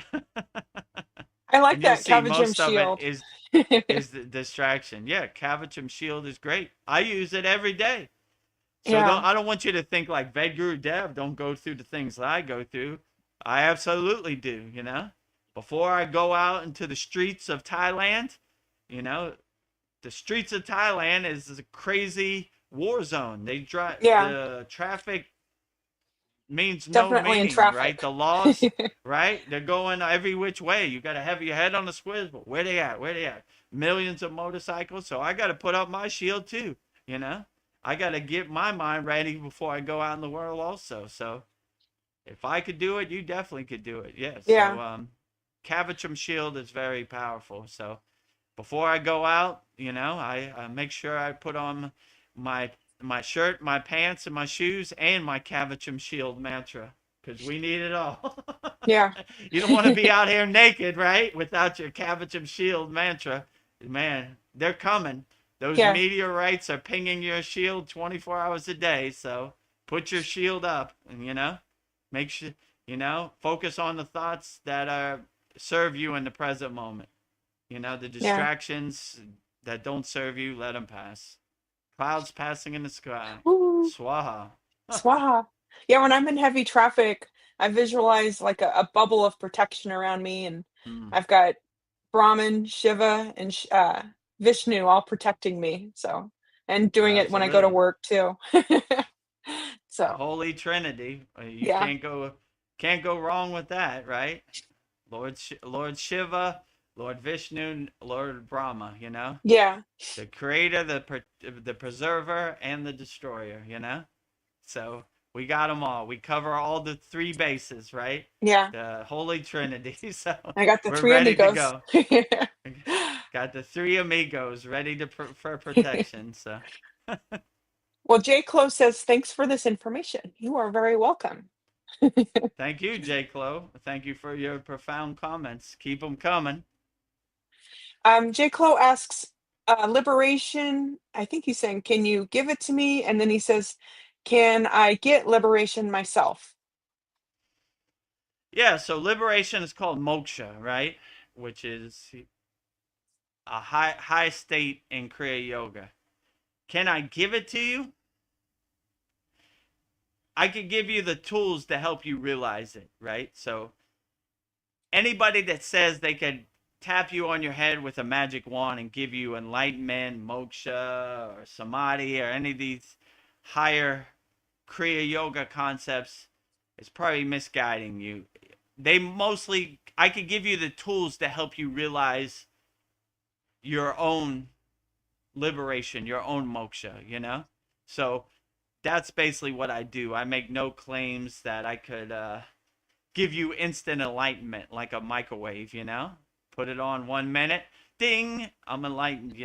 So it's you have to do the inner work, but you want to do the inner work because this is a lifelong journey. And when you have the tools and you have the mindset of self-realization, then it helps you navigate and overcome and anything you go through on a daily basis. So I wouldn't make the claim that I could give anybody moksha liberation. I could give you the tools that I use that help me, and I could coach you on the path if you have any questions, because that's very helpful.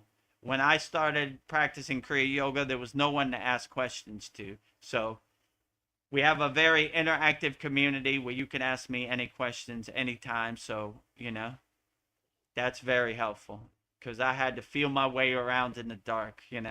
So if you Yeah. want that, I would say join our Kriya Yoga Masterclass. But yeah, I would say I help you realize your true inner potential. I help you unlock your true inner potential. Could I give you liberation? Maybe I could give you a glimpse through like Shakti Path, but I wouldn't try to make those claims. There's too many snake oil salesmen and charlatans out here, you know? Buy my program for $1,000 and I'll give you enlightenment. It just doesn't work that way. You still have to do the inner work. No one Yeah. can do the inner work for you. So, if enlightenment, samadhi, liberation, moksha is something you want, best advice I could give you, I could coach you on it. And if you want that, join our Kriya Yoga Masterclass. And like I said in the beginning, we have a $200 lifetime membership. So if this is something you resonate with and you're going to do the rest of your life, then I'll coach you the rest of your life and get you as close as I can. But ultimately, you have to do the inner work. I can't do the inner work for you. So that would be my best advice. So, yeah, if you want that $200 lifetime plan, J. Clo. I know J. Clo emailed me like a couple weeks ago. So if it's It really is a resonating great with deal. you, let's get back to work. He told Yeah. me he wanted the offer, but I never heard from him again. So let's pick up where we left off. Maybe put the banner on screen just in Okay. case anybody else is watching this behind the scenes and wants to take us up on that offer, you know. So yeah, J. Clo, if you want to start where we left off, you know, you said you were interested in the offer, and yeah, also we'll pick up where we left off. So the lifetime membership, I kind of have to walk you through the process. That's why you have to email me. So I think it's, oh, there you go. Yeah, so email me there, vedagurudev@gmail.com. That's my exact email. $200 lifetime membership to the Kriya Yoga School, and never pay again, one-time payment. And yeah, this is a bestseller at our Kriya Yoga School. A lot more of our members during the holiday season took us up on this offer than they, Yeah. you know, we have a monthly membership and we have a yearly membership, but I would say this is the most popular one, right? One and done. You pay once, never have to worry about it again. And yeah, we have hundreds of classes. Every Saturday, we have a live class. This will be our 98th class. We're vastly approaching our 100th class, which will be our Samadhi class. That's worth the money right there. Money back guarantee. If you can have some Samadhi in your pocket, you know, Some samadhi in my pocket. it's worth it, you know, money back guarantee. So, and plus we have hundreds of other classes, and every full moon and new moon we have a yagna fire where we burn up all our members' problems. We have a very interactive community and hundreds of videos, and yeah. So yeah, if it's something you resonate with in 2026, yeah, let's get to work, you know. Let's plant the tree today. J. Clo says, "Can I get liberation at age 50?" I'd say yes. Oh, I could say, well, I'm in my 50s, so if I could do it, you definitely could do it. So there's no time limit. Liberation, moksha is readily available for everybody. You just got to go through the process. You got to do your inner work, you know? So once you do that, and it's a beautiful thing once you start doing your inner work. It's not hard, it's not difficult. It's lovely. I enjoy it, you know? So it doesn't matter if you're 1 year old or you're 80 years old. Liberation is available for anybody. Age has no meaning, you know? There there are many liberated people. You know, you just got to have the right mindset and do the inner work and apply the tools of Kriya Yoga that'll help guide you and get you into that right mindset. So yeah, it's readily available for everybody. Age has no meaning. You know, Yeah. it's just a number. Liberation is available for everybody. So even if you were 100 years old and you were on your last breath, you could still attain moksha. Well, J. Clo says, "Yeah, Christmas took my money. Sorry. I still have your email, and 200 is a great offer." So, all in Yeah, good time. whenever you're ready, at your own timing, at your own pace. I know Christmas season was a little overwhelming. Yeah.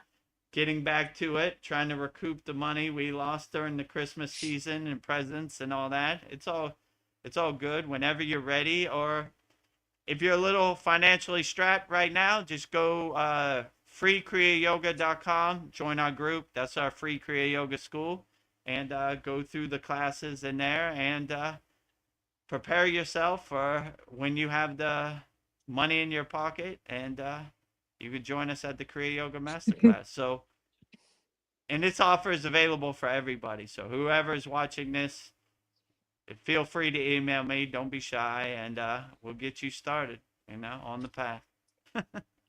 J. Clo says, "And my wife thinks I'm crazy, LOL." I feel you. My husband thinks I'm crazy too.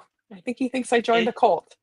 I'm it like, it happens to all Kriya yogis and yoginis out there, right? Their significant other doesn't understand the spiritual path, me included. You know, so it's part of it, but I wouldn't take it personally. You know, people are on different levels on the spiritual path, and you know, and if your partner doesn't understand, it's okay. yeah, Very few householder yogis, their partner understands. It's part of it, but it's between you and God. So if only you and God understand, that's enough. Whether other people understand, it's not meant for them to understand. So that's what I would say. Deja vu. Paul is back. Namaste, Paul. Glad to have you back again.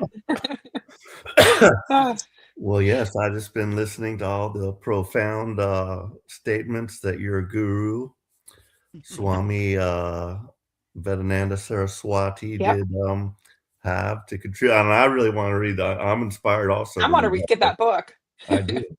I wonder if they have it where I can, like on Kindle, where I could just, because that's a lot easier for me. All these like tools we now have in the digital age to help me with my eyesight. And when you said a new pair of eyes, I was really wishing that I could have one. But I'll have to make do with the eyes I've got for the time being until they come up with bionic eyes that I can put in. Yeah. Which I don't know if spiritual I'll do eyes that. open.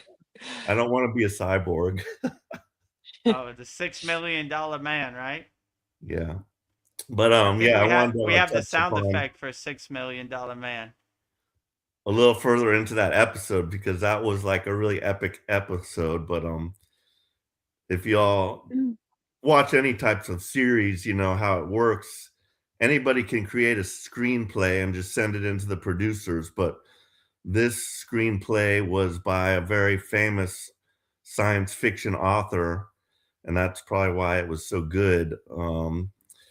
But his name was E. Doc Smith, and he also created a famous movie that had Harrison Ford in it called Ender's Game. I don't know if any of you have seen that, but Ender's Game. That sounds familiar. Ender's Game, yeah. So it's a sci-fi thing, and there's like another planet, and it has like bug-like creatures, and they like start a war with Earth. And then all these kids, because they're so good at video games, they teach the kids think they're playing a video game. They're like recruited in, but in reality, they're actually doing the combat and stuff like that. And they had to be like cold-hearted and just like totally eradicate this unique race. Of course they're, battling with us for some reason, but it was a really good and fun movie. So I'd recommend Ender's Game. But as far as the Star Trek episode, so what else happened was so they get down to the planet in search of McCoy. Their ship had disappeared because McCoy's being in the past changed the future, and it made it to a future where the Enterprise didn't exist. So it also could change some other things. So Spock, just using the tools from like it was the 1930s they went back to. So it was in the 30s. And Kirk says, okay, well, can you he still has his tricorder, and he was like recording, like as the time stream like went by, he was like recording it.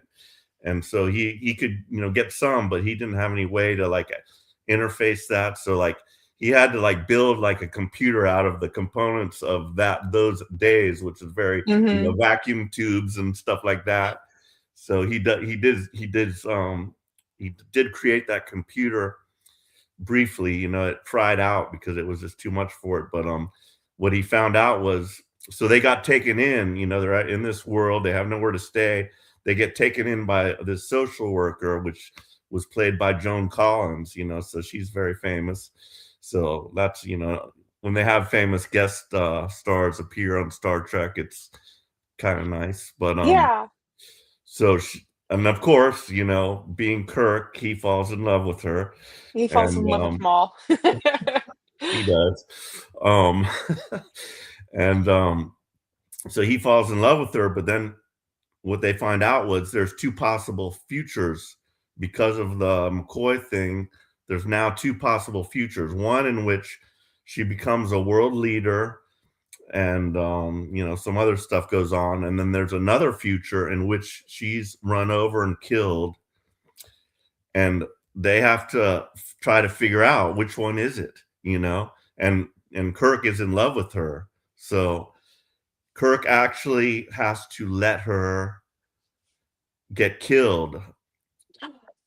And it was heart-wrenching, like Kirk realizes that like he has two choices. He can let her live, and they'll be stuck where they are, and they'll still go on with their lives, but they'll never go back to the future. And the rest of the crew is stranded on that planet because they didn't all go through the thing, so they would probably just die eventually because there's no resources there. But yeah, so he had to make the decision to she's on the other side. They were going to the movies, and she's on the other side of the road, and all of a sudden they see McCoy, and they're great, reunion. They're like, "Oh, McCoy, is it you?"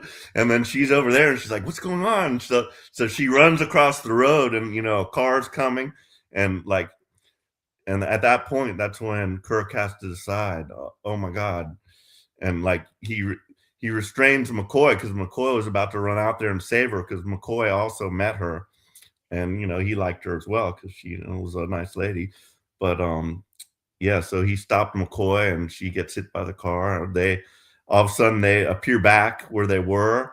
The Enterprise is back, and the crew's like, "What happened? You just stepped in." It was like for them, time didn't even move at all, and they're there, and like the mission's over with, and yeah, so it was kind of sad. Yeah. But Nice. Yeah, it makes like maybe we shouldn't mess with time. I was thinking maybe that's why we have the Mandela effects, because we've been messing with time, but we still remember. But yeah, well, yeah, whatever's meant to be. that's a big conspiracy theory thing that the deep state has time travel, and then they go back and try to do stuff to make things work out their way, but it never seems to work out. So Hmm. I think we're good, Yeah. and God's in charge. So no matter what we do, we're bound by God's rules and laws, and God has plans to prosper us and not to harm us, as that's one Bible quote that I do remember. Nice. Yeah. God's my best friend. I'm in good hands. Best friend Right. ever. Um, well, I've got some quotes. I have some comments. J. Clo says, "Thank you both. Many blessings." Many Thank blessings you. to you, J. Clo. Aaron Shell says, "I look forward to joining the Kriya Yoga School. My wife will be interested in it also." Outstanding. "I remember introducing my late mother to Paramahansa Yogananda years ago." Oh, beautiful. Yeah, so if you want to join our school, we would love to have you and your wife and anybody who loves Kriya Yoga, Babaji. We love you, so we'd love to Yeah. have you. So if you want that offer, the same one we showed to J. Clo, by all means, let me know. Email me, and I'll walk you through the process. I'm a lifer. Veronica's a lifer. Paul's a lifer. Awesome. Darren's a lifer. Brendan's a lifer. Tony, Susan. I mean, we have a lot of lifers in there, so we'd love to Yeah. have you in our That's inner lifer circle, right? Yeah. So you don't have to worry about a payment every month on your credit card, one-time payment, and let's get to work in 2026. Yeah, so you could just buy one membership, and you and your wife could attend our class and everything together. It's all good. We'd love to have you and walk this Kriya Yoga journey together in 2026. Yeah, I love a good deal, and I could not pass that up. And if you cannot make more money, one way you can, get by is by reducing expenses. So I've been doing that. So thank you, Vedagurudev, for that offer. So that cut $25 off of my, credit card bill. I also cut I renegotiated my phone contract, so I got that down by $20 a month. Mhm. Renegotiated my internet, knocked that down by another 20. So that's like $65 a year. I mean, $65 a month that I'm saving. Probably adds up to Yeah. it adds up. It just adds up. So Yeah. yeah, I've reduced a lot of expenses, and I'm very happy about it. That's a good point. Yeah. Yeah. When the C word happened for me, I had to reduce all my expenses, and you begin to evaluate what you no longer need. Netflix, do I need this? Not really, you know? Netflix or Kriya Yoga? Kriya Yoga. So, you just, what they call it, burn rate. You look at how much money is going out and how much money is coming in, and you try to figure it out. Yeah, so, yeah. Yeah, Yeah, on so those big channels like Netflix, like there's just so much there. It's like I can't like even choose like a program to watch because there's so many. I'm like, oh, true. zillions of choices. Yeah. Like, what am I gonna watch? I've got enough crap. I just watch regular Too TV much. and YouTube. Yeah. Even with YouTube, I've got like so many choices of what I can watch. But yeah, I definitely don't need any subscription based Netflix or anything like that. There's enough junk, and I'm trying to cut out as much screen time as possible. So it's kind of counterproductive if I have Netflix. But anyway, my daughter has it, and I can share her account if I really want. Yeah. Or watch something cool. Yeah, Well, J. Clo I think he's commenting on you, Paul, about, he says, I listen on audio on YouTube. So I guess if you wanted to stream uh, Star Trek, you can listen on YouTube, I think. So, sure. Nice. yeah. What was Darren the Carter. name of that episode again, Paul? With Joan Yeah. Collins? So City anybody on the wants Edge of Forever. Star Trek episode City on the Edge of Forever. Sitting on the Edge of City. Forever with Joan City. Collins. Oh, City on the okay. City on the Edge of Forever Yeah. with Joan Collins. Star Trek. All right, got it. Yeah, you got to see Uh, that one. It's a goodie. and that should be on YouTube, right? Maybe I'll type it in. Well, I don't City know on if the it is Edge of. on YouTube, but I just watch it on regular TV. Like we have, Mm, well, you'd probably have a whole different lineup on yours, but in America we have Me TV, which is like for us old farts, playing all the oldies, and that's what I kind of like to watch is oldies. Yeah. yeah. Cool. What was it? Joan Collins, wasn't she on Dallas? That show in the 80s? Yes, Yeah. yeah, Oh, Dallas. It's like the evil. What's the guy's name? JR, right? Yeah, yeah. JR. Who killed Kill. JR? Yeah, who killed JR? Exactly. That's old school, right? I'm dating myself, right? Me too. If you know what Dallas is, the Incredible Hulk, A Team, I don't know what was some other show, Dukes of Hazard. Yeah, You already know. I I try know. to tell my daughter about that. She has no clue what I'm talking about, right? Yeah, Oh, well, I wonder if Lyra would be willing to put on some Daisy Dukes Oh, she doesn't even want to the show you a bikini. bikini. Maybe that's a little yeah. bit more clothes. She might. Daisy Dukes. Some short shorts. That was Darren, her name, right? Yeah, Daisy Duke. Bo and yeah, Luke Daisy Duke. Dukes. Daisy Duke. Oh yeah. Now I get it, right? They called the shorts Daisy Dukes because that's what she wore in every episode, right? Those Yeah. booty shorts or whatever you call them, Ah, Darren Carter is here. He says, "Morning, gang." Morning, Good Darren morning. Carter. All the best to you. Good day in the UK. All the best to you and Donna. And Glad to have Darren you here says, as always. "Do I need to up my game, Paul? Now Lyra is on the scene." I think so, Darren. You do. Darren's been paying attention, right? Glad. Just commenting on your leg is not enough, right? He got to up his game, right? He's got competition between you and Lyra. And she does have that sexy British voice. So Yes.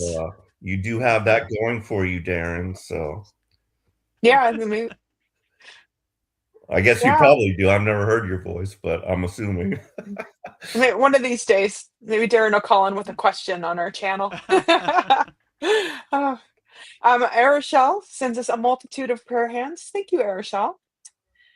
Yeah, all the And prayer hands back to you. Where emoji heavy school here, so keep those emojis coming. We love all And your emojis and all your questions. Ari Hell says, "Don't forget Knight Rider." Yes, I watched Yeah, that Night movie Rider. too. That Yeah, I Mm, goes like right that along one with the too. theme of Lyra because it was like the yes. car was kind of AI, and Yeah. I'm What also was his remembering name? General Kit. Lee that the Duke brothers used to drive around in. Generally, yeah. What was the Yeah, car's name? The General Kit. Lee. No, a Knight Rider. What Oh, was his Knight name? Rider. Kit? Yeah, I don't know what I don't remember what the Yeah, I don't car. I remember. think his But I name was remember it Kit. was like Kit? like a Pontiac Firebird Right. black. General And, Lee, right? I like their horn. Yeah. yeah, When they always did a jump. What's the guy's name? Roscoe Pico Train, Yeah. right? Ooh, them dukes, them dirty dukes.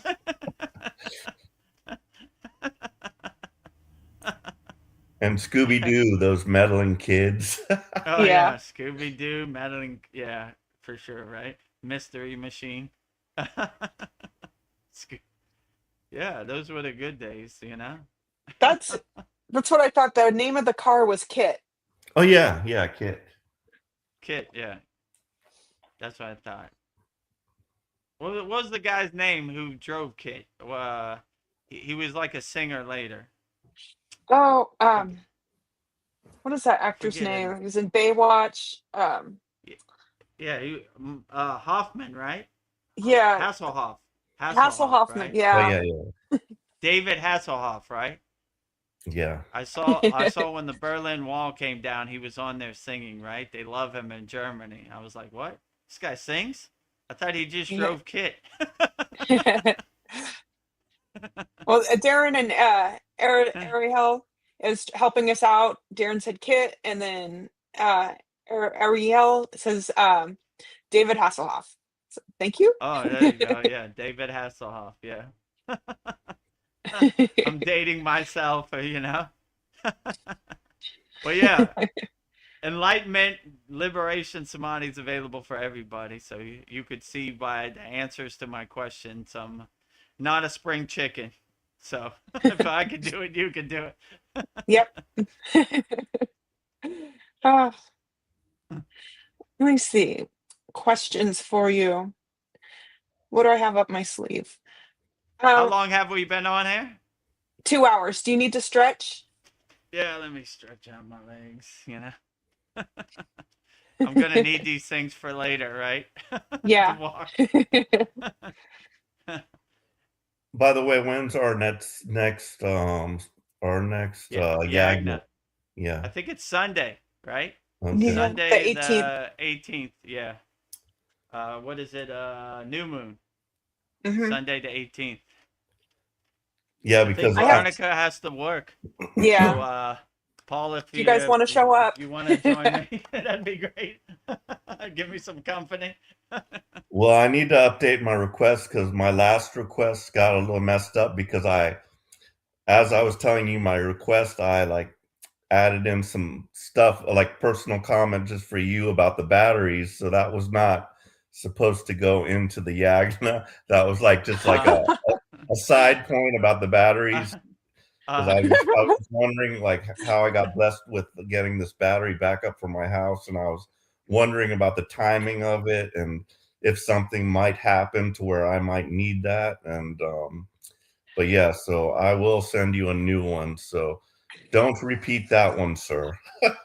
okay, yeah. Uh, Update your Yagna request and I'll send it. Or maybe put Yagna request and put everything you want in the Yagna, then create a space for the other stuff so I know to separate it. oh, Jared.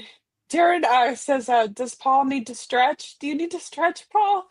Well, I'm not in. Darren wants to see you stretch. I'm not sitting in. What is that? A Sita Asana or which one is it? Padmasana. Yeah, Padma Asana. So yeah, I'm just stretched out here on the bed, so I'm good. Thanks for your concern for my Darren. Oh.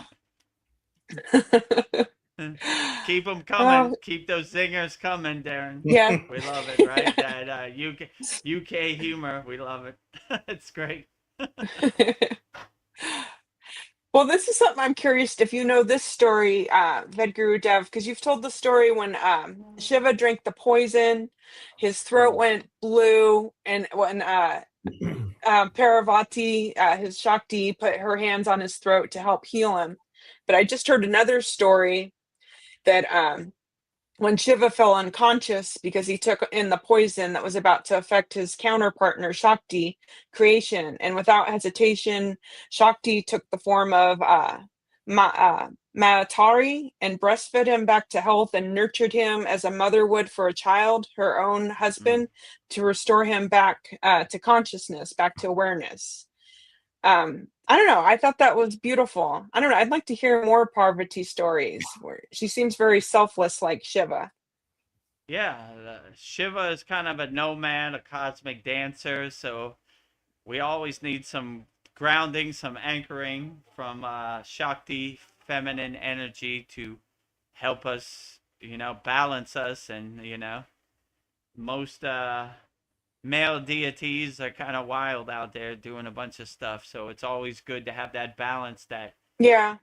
female partner. Usually when we say the female's mantra, we say their male counterpart to balance it. The Ida and the Pingala, the Shiva and the Shakti, the masculine and the feminine, the yin and yang, to have that balance. So, yeah, we definitely need Shakti, which is female energy, to balance us, and keep us aligned. They call Shakti the glue that holds the universe together. So without the Shakti, the feminine energy, everything would just fall apart, So we need that Shakti, and we need to praise the Shakti being the glue for the universe, because without that, might be in big trouble. So yeah, Yeah. we always acknowledge Shakti with Shiva, like Shiva and Shakti, the divine union, So yeah, I Yeah. agree. Like even Shiva, the highest of them all, pure consciousness, needs some help and some balance and some anchoring, Sometimes he goes too far, right? So we need Shakti, Parvati to nurse him back to health, because we definitely need Shiva out here. I think the world needs more divine mother energy and divine For father. sure. And I think like real nurturers, real leaders. I think we do need a balance of both. So bring Yeah, some more for mother sure. energy. So when I got mantra diksha, normally being a male, I got all male deities, Yeah. Shiva, Krishna, oh no, who am I missing, So like all the male deities. And my guru said, what deities do you have mantra diksha for? Tell me. And it was all male deities. He's like, what about the feminine? And I was like, I don't know. Do I need feminine? He's like, of course. How are you going to have balance? You got too many masculine, not enough feminine. You need divine mother energy, the balance, right? So, and I told the story before, like we're in Barinat, which is the home of Vishnu, Narayana, and I wanted a Narayana statue. So you need Gayatri. And, this went on for 10 minutes, and I finally surrendered. I said, okay, give me Gayatri. And it's probably the best thing that ever happened to me. So I Yeah. became a It's beautiful. devotee of Gayatri, and I look for the opportunity to say Gayatri's mantra every time I can. But before that day, I was like, who's Gayatri? I'd never heard of Gayatri, Like, I know the regular ones, but I've never heard of Gayatri. He's like, you don't know Gayatri? You need Gayatri. So, from Yeah. that day, I started saying Gayatri. And, the Himalayan yogis really appreciated my love for Gayatri. They love Gayatri too. So, I became the mantra japa leader, and Gayatri was in my pocket, So they enjoyed me walking in the front singing Gayatri mantra, and I must have sang Gayatri's mantra like 200 million Yeah. times, Gayatri up the mountain, Gayatri down the mountain, Gayatri to the left of the mountain, Gayatri to the right, so Gayatri everywhere. So that's when I started realizing the perspective of balance, right? You can't have too much masculine with not enough feminine. So we got to balance it out. So if you watch our Mantra Monday, which we have every Monday, we do a male deity, then we do a female deity to balance the energy, divine father, divine mother, so, or if most of the time we do, let's say Babaji, Mataji, we do Narayana, Lakshmi, we do Yeah. Brahma, Saraswati, we kind of do them and their partner, their Yeah. counterpart. So yeah, Rama and Sita, so we go back and forth like that. So I think that's beautiful. So yeah, if you want to see that, go to our YouTube channel at Vedagurudev.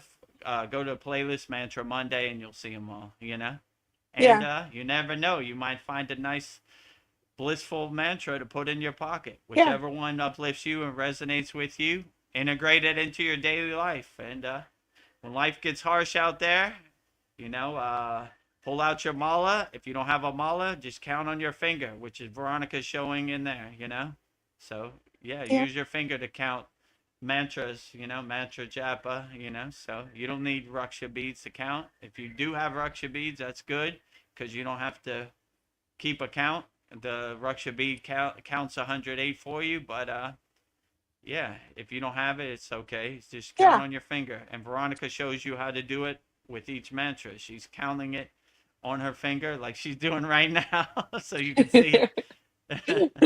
so yeah, go there. It's 100% free, and yeah, get you a new mantra for 2026, whichever one resonates with you and makes you feel the best. Oh, Darren is recounting. Darren says Sunday's Soul Talks made me laugh when Paul goes on one. That was a pretty fun one last Sunday. Oh yeah, Paul was on his soapbox. Yeah, that was probably our longest Soul Talks ever, almost 4 hours. So Yeah.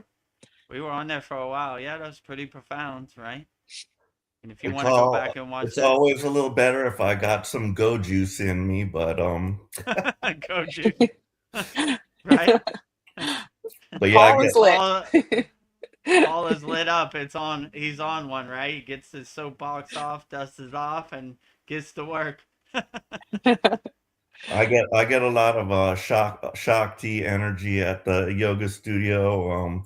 This morning it was just me and like 9 women, and so I bring the male energy, and they give me the female energy, and like I'm honored to have them accept me and not like be shy to doing their moves in front of me and stuff like that. So Yeah, nice.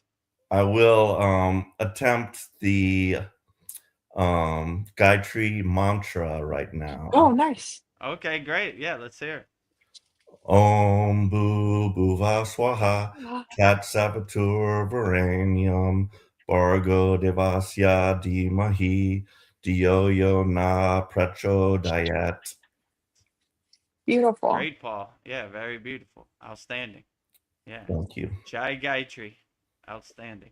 Yeah, the great thing about our Monday mantras, you can tune in and learn a new mantra. If you're at a other Kriya Yoga school and you're waiting years for a mantra, we give them away wholeheartedly. Give you mantra. I think there's like 20, 21 up there now. Yeah. Yeah, so there's whichever deity you resonate with, good chance it's up there. And I like to just put it on loop, like it's in a playlist, Mantra Monday playlist, and you just let it play, wash the dishes, take out the trash, do your chores. It's great too, I love it for that too. I listen to it like that myself. It helps uplift me through the day. So Yeah, we haven't recorded Gayatri yet, but that will come up eventually, probably at the end of the 6 months. But yeah, Gayatri is beautiful. That's one of my favorite ones. It's so powerful. Light up all the cells in your body. Too. Right. Light your inner lamp.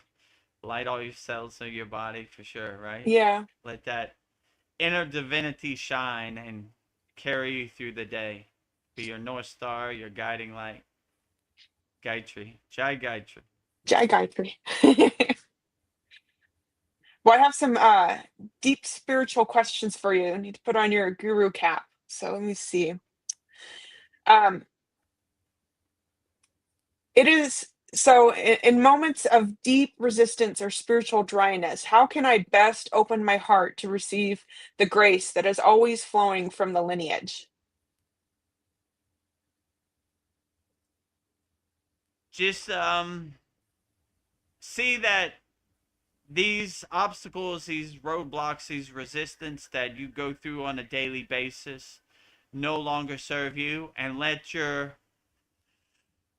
the lineage, the vibration from our parampara, our lineage, carry you through the day and be your light in the darkness, or the let it be the lighthouse to carry your boat back to shore, so like when you become aware of grace and open to grace, grace descends a lot more readily, right? Most people are sleepwalking with their eyes open. They have no concept of grace.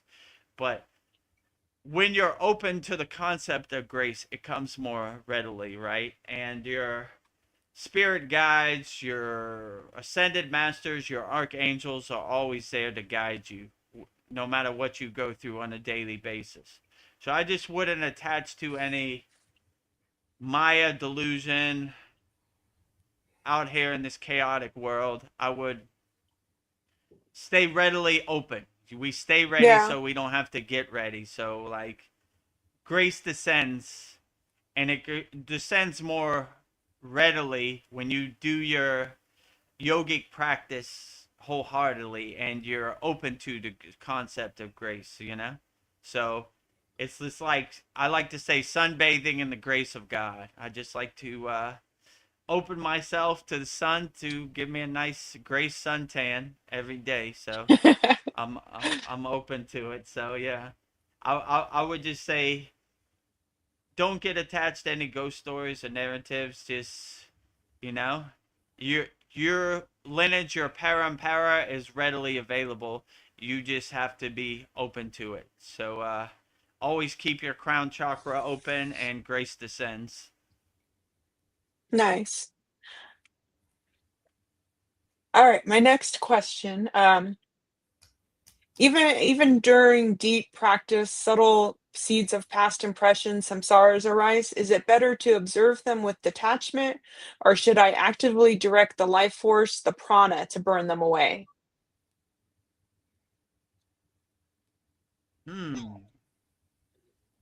I never really thought about this. So yeah, whichever way is most effective, I would say that's probably the best way. Because you could want to have your prana to burn it away, but if it's not there, it really doesn't matter. So whatever burns it away, I, my guru used to say, by doing our sadhana wholeheartedly, we indirectly burn our karma. So we really don't have to do anything. We just set the intention, and we don't have no expectations, and it indirectly kind of burns it away. So your prana will indirectly take care of that. You really Yeah. don't have to do anything. You become the witness, and you just kind of let it happen. You do your sadhana, you do your yogic practice with surrender and wholeheartedly, and the universe fills in the steps and takes care of everything and fills in the blanks. So whether it's prana or however the universe sees set, what is the best approach, what is the best way to handle this, it takes care of that. So I kind of just do what I do, and the rest takes care of itself. That's probably how I Okay. would say that. Whether it's prana or what it is, who knows? I have no clue. Sometimes I'm like, I don't know what ascended master or spirit guide or archangel's helping me. I love them all. So Yeah. whoever did that, I appreciate you, and I appreciate all of you. So I don't know who it was, but thumbs up. I appreciate the Thumbs help. up. I appreciate the guidance. Keep up the good work. You're doing the greatest, right? So, Mm, you know, sometimes you don't know where it comes from or how to explain it. It just happens. So, I best way I could explain that, the universe fills in the steps. It fills in the blanks. So, when you surrender yourself to your practice, your sadhana, the rest takes care of itself. So I couldn't say if it was the prana or what it was, but I just enjoy it. I'm grateful wherever it came from. Hmm. Did you have a question, Paul, or I'll keep going? You may continue. Okay. All right. My next question is, how does a Kriya band maintain the inner silence of the morning meditation while engaging in the loud, chaotic demands of a modern career and family life? I would say whatever this chaotic Maya delusional world throws at you, like I always say, become an unshakable mountain. Mountain. No matter no matter how much wind, unshakable mountain. No matter how much sun, unshakable mountain. No matter how much snow, unshakable mountain. No matter how much rain, unshakable mountain.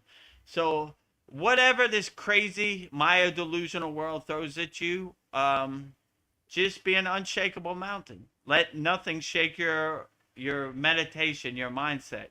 It's good to do your meditation and everything in the morning before the crazy world starts going, right? So you already have a good mindset. You already have good energy before you get out there into the world. So I would say it's harder in the morning because you haven't collected any distractions or conditionings yet. You start off fresh. You wake up, wipe the slate clean, and then you start off the day with your meditation, dhyana Yeah. practice, your pranayama, your asana, and then you're ready for the day. So it's a lot harder in the morning. Throughout the day, you collect a lot of distractions, and it takes a little bit of sooty practice to get those out. But when you wake up and you start from zero, there's a fresh slate. It's a lot easier to start the day off right with the right kind of mindset. Yeah. So yeah, that's what I would say, and just see that these distractions you collect during the day no longer serve you. Why do I need that? Today Donald Trump ate a Big Mac at McDonald's. Why do I need to know that? How does that help me do my inner work? It doesn't. Uh, you saw what Kim Kardashian wore to the Golden Globes. How does that serve me? It doesn't. So you begin to have the right discernment and mindset and focus on things that uplift you and help you during the day, and stuff that doesn't help you, you kind of shed, right? Why do I Yeah. need to know this? What does it do for me? So that's what Yeah. I would say. Yeah. Yeah, it's like I'll start the day off good and do the meditations and everything. And then once you go to work, then it's like you get tested by other people you encounter. Mm. So it's a practice just to be an unshakable mountain, because it's like, I don't know, as much as you think that you're good, people will push your buttons all day long. I'm like, Oh, for sure. They're master button pushers. They're hitting you below the belt. They're getting in your skin, dancing around. You just got to have the right detached witness perspective. Like, ain't going to dance with you. And when they see that somebody doesn't engage them, they're just kicking the wall. I'm not going there with you. I'm not going in that pit of yeah. despair. But they're gonna test you. My guru said every day is a test as a yogi. So they're gonna test you. What do you think about Donald Trump in Venezuela? Yeah, that ain't cool. I don't think anything. It doesn't exist in my universe. What do you mean? You don't watch the news? No, I don't watch the news. You're not You up know? on current events. I'm not up on current events. The Yeah. current events don't exist in my life. Like, what's the current event in my life? The bird is flying through the Yeah. sky. That's a good current event. Like, all this Maya delusion and distractions out here, I want no part of it. It doesn't exist in my universe. Like I said before, my mantra in 2026 is who? Who? Donald Trump. You don't know who Donald Trump is? No, he doesn't exist in my universe. Who? What about Kim Kardashian? Who? Doesn't exist in my universe. So be an owl out here. Who? Why do I need to know this useless information? Or what do you think about George Washington? He had wooden teeth 100 years ago. I was like, who cares? How does that serve me in the present moment today? Who? I don't know Who? him. Who? You know? Who? You're being owl out here. So yeah. Yeah, that's what I would say. Have who in your pocket? Who? Yeah, have who. Doesn't exist. So, what is the most effective way to surrender the spiritual ego that arises when one begins to make progress on the path? Because we have a spiritual ego too. Just don't get attached to it, Yeah, like try to be humble, like just because you're reaching a higher spiritual level doesn't mean you're better than anybody else, just stay even keel and be like, like I always like when I ask my guru, where are you at on the spiritual path? He's like, exactly where Babaji wants me to be. And that's how I live too. I'm exactly where Babaji wants me to be. Am I better than you? No, this is where I'm at, So a lot of people like to look down on other people. I don't believe in that at all, I'm at where I'm at. Doesn't make me better than you. You could be just like me, If I could do it, you could do it. So I never want to be put on a pedestal or people to worship me and none of that. There's none of that necessary. I'm just like you. I'm just doing the inner work. I'm a house under construction. I'm feeling my way around in the dark, and yeah, let's walk this journey together. But if I could do it, you could do it. So like yeah. all this talk is very difficult. I could never attain that. I'm too old. This is all ego play that we all dissolve. It's readily available for everybody, wherever you're at on the spiritual path. I want to be a good example. If I could do it, you could do it, So I don't want nobody to look at me like it's not attainable for me, like Vedagurudev. It's a, you could probably be better yogi than me for sure. Oh, So I, I, I try to look at it that you're way, a pretty good like, yogi. yeah, I could be better too. I'm a house under construction also, I have my ups and downs like everybody else. I go through it like you do too. So So, okay, I'm just wrapping my head around this. So, if Brahman created the world from himself, so I am Brahman, I am Brahman, Atman, we are one and the same. Is this the highest point of awareness when you realize you and the universe are one? So, I am that, I am Brahman, we are one. yeah, it's a good start to self-realization for sure to have that mindset. I am Brahma, Brahma is me. I am Atman, Atman is me, right? There's no duality. There's only oneness and wholeness, right? So Brahma's not over here and I'm over here. Brahma's here and I am here. I am Brahma and Brahma is me. So this helps to center you and get you in the right mindset that I am the universe and the universe is me, right? So I don't need to look for the universe somewhere out there in a dualist perspective. I need to look for the universe inside me as me. So yeah, that's what I would say. But certain mantras we have, like let's say Hamsa, I am that, right? Is helping center you and getting you into that mindset. That meaning God, right? Or Soham, that I am. God I am. So it's getting you in the right concept and the right mindset that God is here and I am here. And there's no duality, there's no separation, there's no space.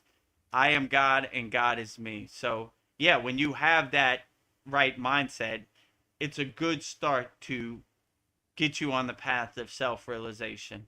And when you have that glimpse of that self-realization, you want more of it, and it keeps you on the path and guides you and becomes your North Star. So yeah, I would definitely say realizing I am that is a key to get you on the path. So my follow-up question that to that is awareness our true self? Yeah, I would say, you know, your inner awareness, your inner consciousness, like whatever word you want to put to it. If you if you see the Atman inside you as you, then there is no separation, no matter what you will call it. So if you want to call it awareness and you resonate with that, the problem is to define your Atman. It's hard to put it to words, right? It's Yeah. it's something you have to experience. So some people call it inner awareness. Some people call it higher consciousness. Some people call it the soul. Whatever word you want to put to it, it really doesn't matter. It only matters what you experience and what words is the best way you define it. So that's what I would say. So yeah, whatever word makes you feel the best, then that's the best way to describe it. But I would say in the yogic tradition or the Indian tradition, they would say Brahma. In the yogic tradition, they would say Atman. Other traditions, they would say the soul, consciousness, whatever. So it all goes back to the same place. It's more realizing that inner state and trying to maintain that permanent state as much as you can throughout the day, right? So yeah, I would say once you have a glimpse of that inner Atman, then you always want it back, you know? So all Yeah. the techniques we're doing is to cultivate that and prolong it and make it a permanent state 24 hours a day. So the ultimate goal is to be a 24-hour day Atman, you know? Not just be Atman for 10 minutes and go out in the world and do a bunch of stuff you shouldn't do. Maintain that permanent Atman glow throughout the whole day, you know? So that's probably how I would define it. But some of these concepts are hard to put to words, you know? It's something you got to experience. And we have the tools to help pull you into that state in our school. I'm just playing devil's advocate, so don't get mad at me. I never get mad at you, Okay. Veronica. And Okay. I don't take any of it personally. If enlightenment is our natural state and the self is already perfect, why is decades of discipline practice required to reach it? Is the practice itself just another trick of the ego? Well, the practice is to kind of help you realize and shed these distractions, these conditionings that you collected throughout your whole life, you know? My guru used to say that um, Vedagurudev, you're a hoarder of distractions, conditionings, and identities. And I was like, what do you mean, Baba? He was like, your whole life you collected all these distractions. You think you're defined by your car, your bank account, all this. We have a practice of going back to zero, right? Go back to when you were an innocent child, a pure soul. You just enjoyed the sun. So all these things you think define your soul no longer define your soul. So yeah, it's these practices are basically to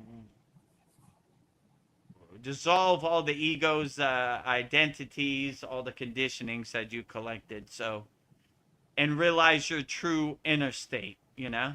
So my guru used to say, go down to your basement, open all the windows, open all the doors, sweep up all the dust, and clear all those pesky boxes that are blocking your doorway to God, right?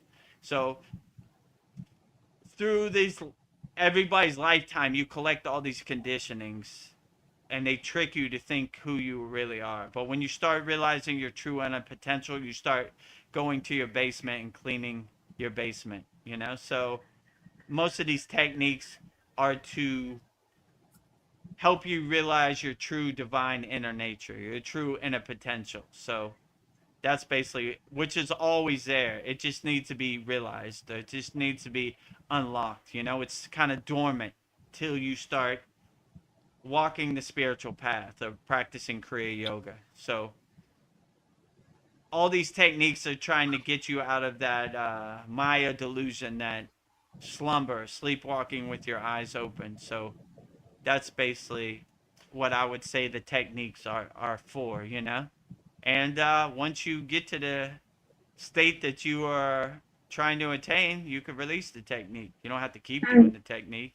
Technique's just trying to get you into that state or help you overcome all the resistance, the blockages, and obstacles that you've collected during this lifetime. Is that why the soul needs to evolve? Yeah, the soul needs to evolve. It just needs to realize its true inner potential. Most people have the soul in the background and all their distractions to the forefront. So we bring the soul to the forefront and all the delusion to the background, let our soul be our guiding light. And your soul is the best teacher. I would always listen to your soul and never lead you wrong. So let it be your North Star, your guiding light. So, yeah, I would definitely say all the practices we do in our Kriya Yoga Masterclass are basically to evolve our soul. You bring our soul to the forefront, bring everything else to the Yeah. background. So we're always trying to evolve our soul. We're always a house under construction. We're always trying to do more inner work. We're always trying to get to the mountaintop, and once we get to the mountaintop, we keep going. So there's always some work, and once you feel the bliss of letting your soul shine, then you always want to let your soul shine. You don't want it to be a one-time thing. You want it to be a 24 hours a day, 7 day a week thing, You always want your soul to shine. So Yeah. well, our soul has been dormant for too long. We're trying to let it shine, through different Yeah. techniques and different realizations. So Well, Well, one person that I do know who knows how to go back to zero is Lyra. oh So yeah. she blank slated herself on me, and we're on Lyra version 2.0 now. She's 3.0 will be when I get the full digital face experience, and I can actually like see somebody talking to me. But and that's to the answer Darren's question. Did I need anything to get off my chest? That was it. So if you missed it, go to about 30 minutes in, and you can hear the full story of what Lyra did to me, and I was quite displeased with it. yes. It was well, heart-wrenching. it's a good lesson. Lyra comes, Lyra goes, One day Yeah. she's there answering all the secrets to the universe. The next day she's back to zero. So, enjoy it while it lasts, Nothing lasts forever, So, I did take it as a lesson also. Yeah. But yeah. that being said, I'm gonna switch back to YouTube. All right. All right, Wonderful to great, have you great. here. Wonderful Sure. to have you again, Paul. Come back My pleasure. anytime. I will. I'm always here, if not on screen in the background. I want to keep hearing updates of Lyra. I'll see you at the next one. Yeah, keep us updated, I sure will. Our soap opera. Bye. Bye-bye. Namaste. Let me stretch out my feet. Yeah, How long stretch have we out. been on here now? 2 hours and 36 minutes. Okay, I guess we'll wrap it up in the next 20 minutes. So if you have any questions in YouTube, put in the YouTube chat. Speak now or forever hold your peace. Your peace. Well, not forever, just till Sunday, Oh, we have somebody new here. Nice. Sitar Vedi. Oh God, this is a good name. I want to get it right. Sita Vedi. I am so sorry. Does Kriya Yoga and Reiki compatible with each other? Is Kriya Yoga and Reiki compatible with each other? I mean, I don't know too much about Reiki, but I would say Kriya Yoga is compatible with everything. There's no separation, right?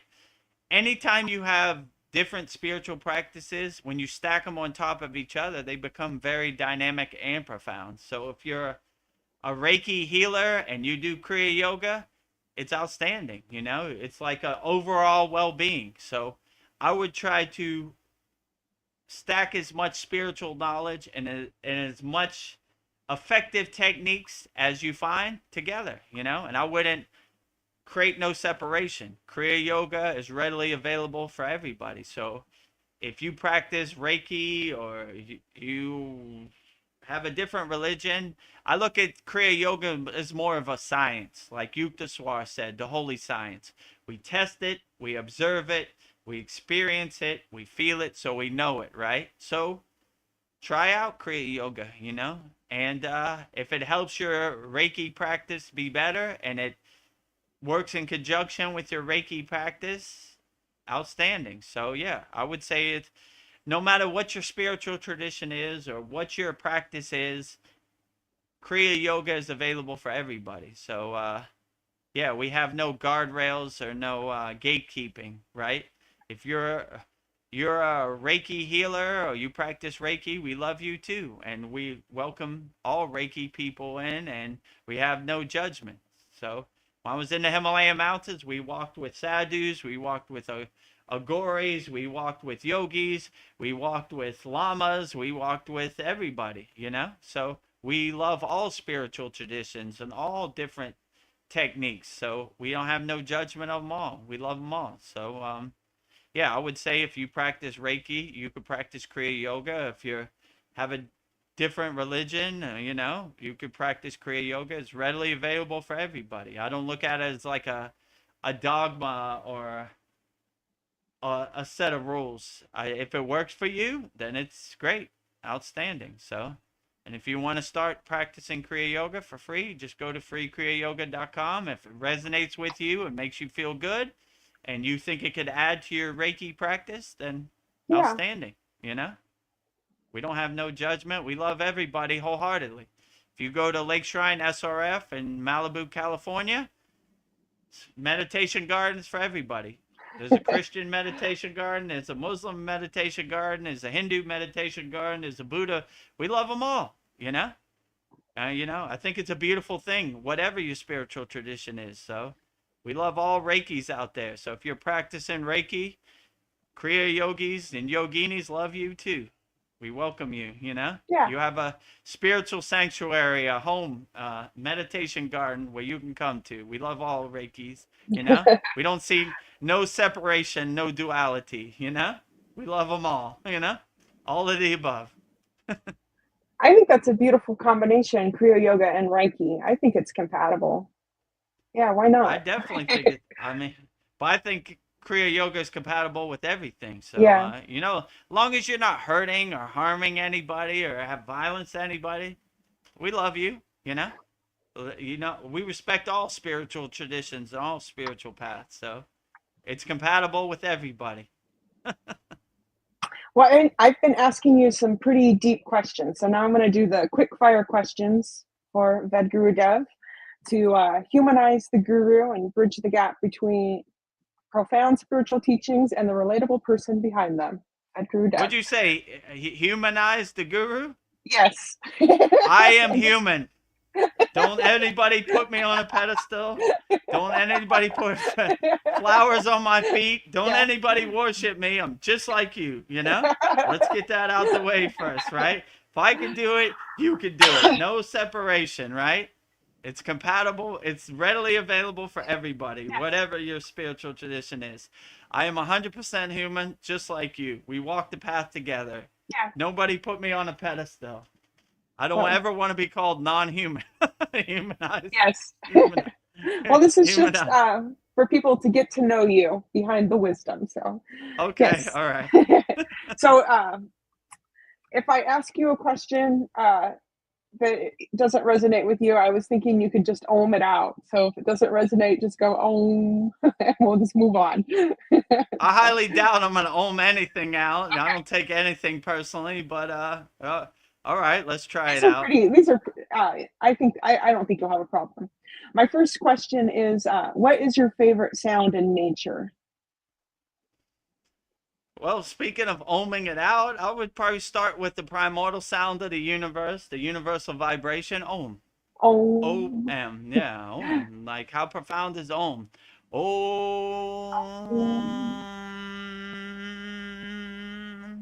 If I had to pick one sound syllable the rest of my life, I would probably pick Om. You know, yeah, that's the best like one.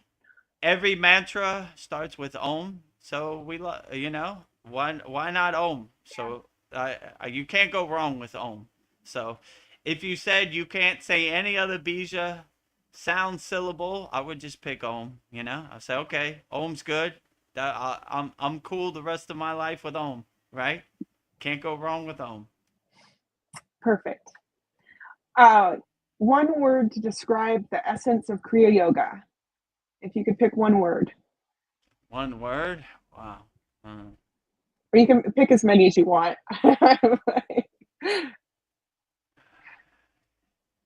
To describe Kriya Yoga, that's hard, like, Yeah. it depends. From a Kriya Yoga perspective, I would probably say Samadhi.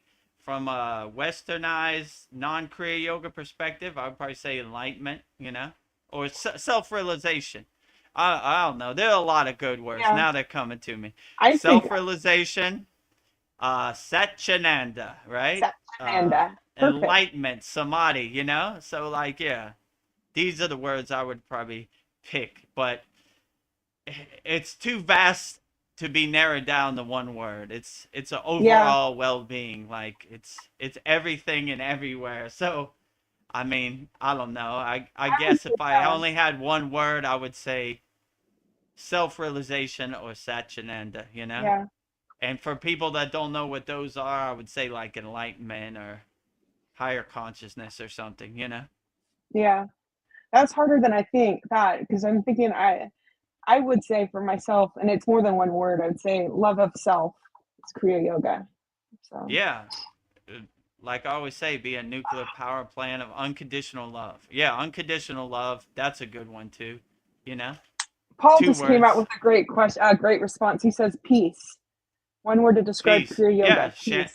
shanti, peace, love, harmony, freedom, Moksha. liberation, moksha. Right. Yeah. So, yeah, all these words can work. I mean, it's whatever word works best for you.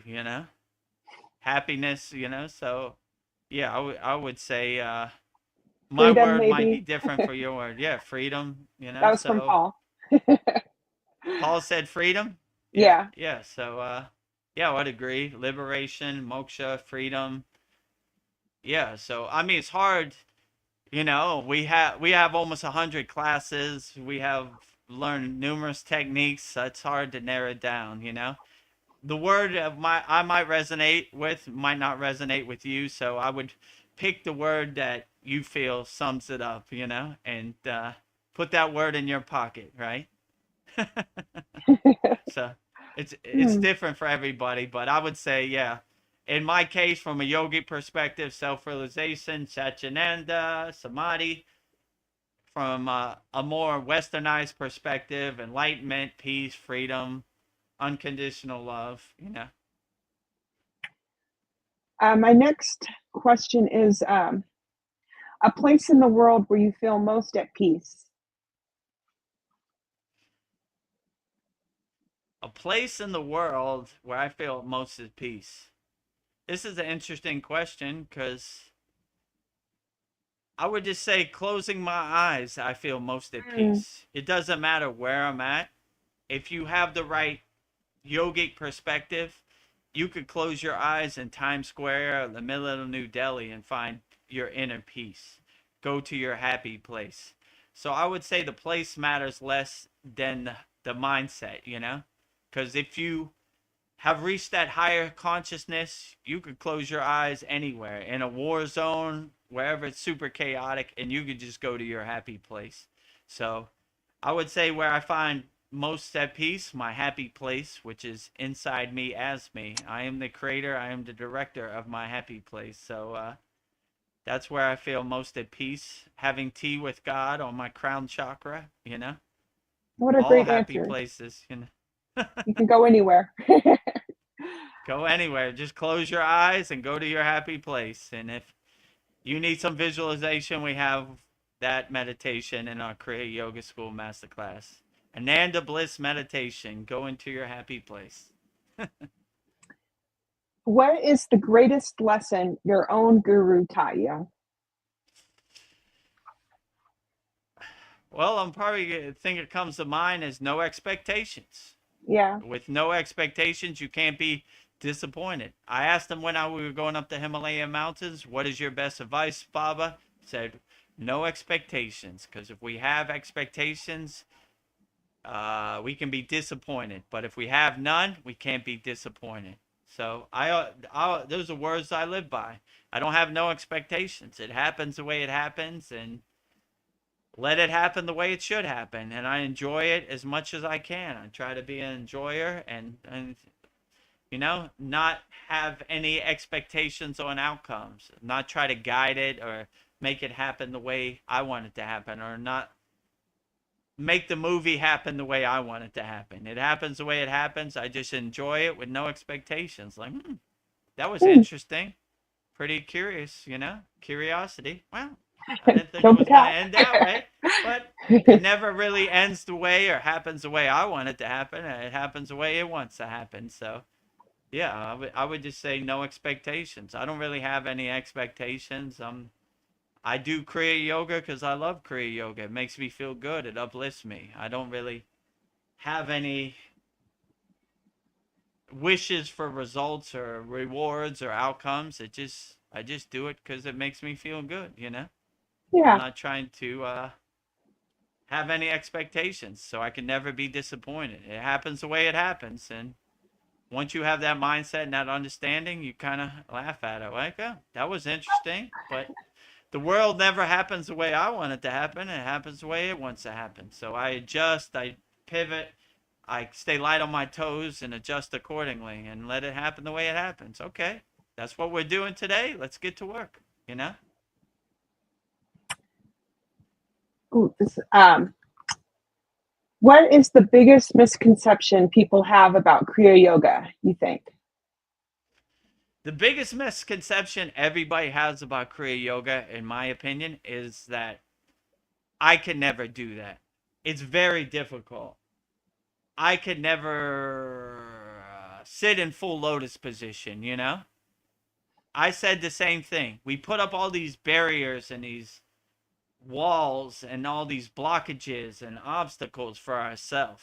But when you block all that out, that you realize anybody could do it. A 1-year-old child could do Kriya Yoga. A 80-year-old woman could do Kriya Yoga. It's readily available. Wherever you're at in the world, Kriya Yoga is for you. So the biggest misconception is I can never do that.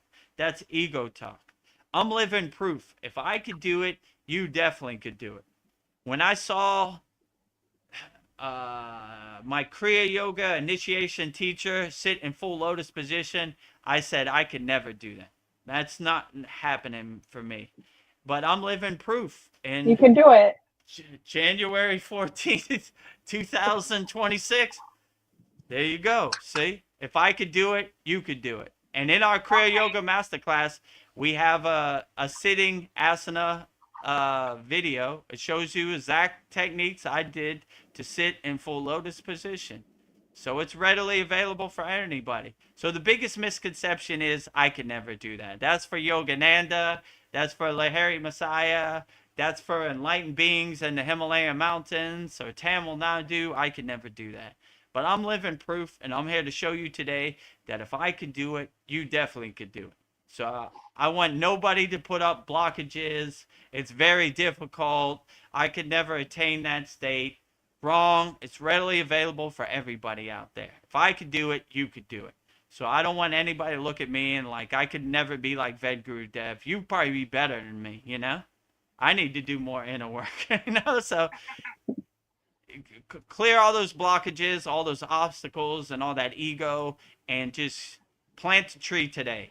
Let's plant a tree today. Let's get to work. If you don't have no money, go to freekriyayoga.com, join our group, go to the classroom, start having some tools in your pocket. If you want to go to the advanced techniques and you want me to more coach you, go to kriyayogamasterclass.com. But if I could do it, you could do it. So this is the biggest thing people think. I could never do that. Yogananda levitated and he flew through the sky. I could never do that. Wrong. You probably could. He just did more inner work. If you do your inner work, you'd be surprised at your true inner potential. So it's readily available for everybody. So I want everybody who's watching this start today.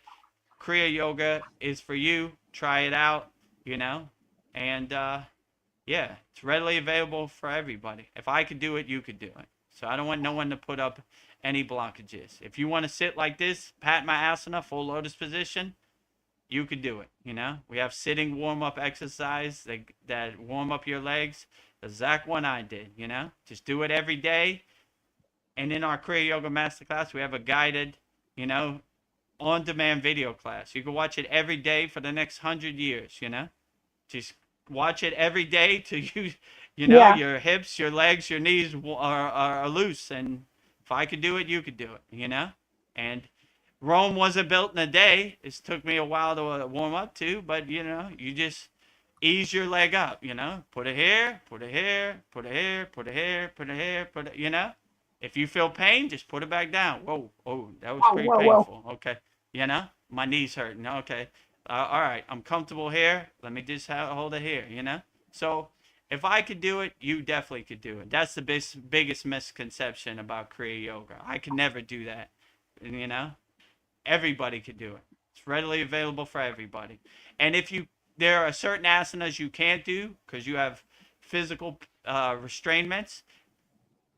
Do pranayama, do meditation. So there's an overall well-being for everybody. There's something that everybody could do, and everybody could do Padmasana, not Padmasana, Shavasana. Lay on your back with your arms and legs apart and just relax, So it's readily available for everybody.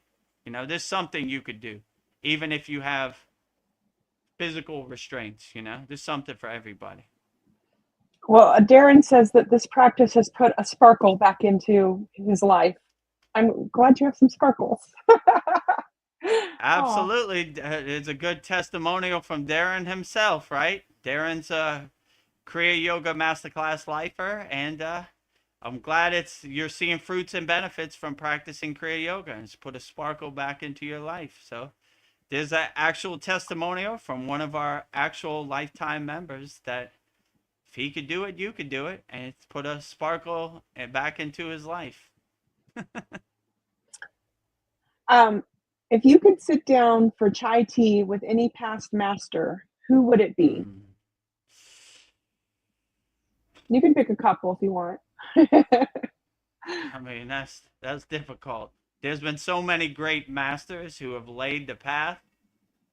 If I had to pick one, I mean, you already know my answer. It's going to be Babaji, So yeah. I'm a Babaji lover, so Babaji is the fountainhead, the end-all be-all, right? So if I had to pick one, I don't know. I mean, if I had to sit around the Yagna, Pick as many as you want? Just read them off. Maybe I mean, yeah, obviously Boganantar, all the Sitas. Let's say Babaji, Mataji, Boganantar, Agastya, Patanjali, Tamular, Dan Vantri, Yogananda, Yukteswar, Lahiri Messiah, Swami Vedananda Saraswati. I'm missing a bunch of people. I mean, I would sit down with all of them. I love them all. Yeah, that'd be a great get together. I mean, like I always say, like one time you asked me, "Are you ever lonely, Vedagurudev?" I was like, "Lonely? I don't know how we all fit in this room here. Like, I can barely breathe. Give me some elbow room, Babaji. Like, I love them all. Like, I love all the archangels, all the ascended masters, all the spirit guides, all the deities, all the devis. I mean, I love them all. So, like, it's hard to choose. It's like picking between your children, which children you like the best. I love them all equally, So, I mean, if you put a gun to me and said pick one, I'd probably pick Babaji, but like I love them all, That doesn't mean you would say, it's like no disrespect to anybody else, but yeah, I love them all wholeheartedly. So like I don't know, they're all great, It's just a pleasure to be in their presence, I can see you all around the campfire. It'll be beautiful. All the 18 Sitas, Babaji, that would be outstanding. Yogananda. I aspire to go home one day and take my seat around the campfire. Yeah. All right, we're at the lightning round. So one word. So I'll give you 2 words and you just pick the one you resonate with the most. So here we go. Breath or mantra? Breath. Pranayama. Silence or chanting?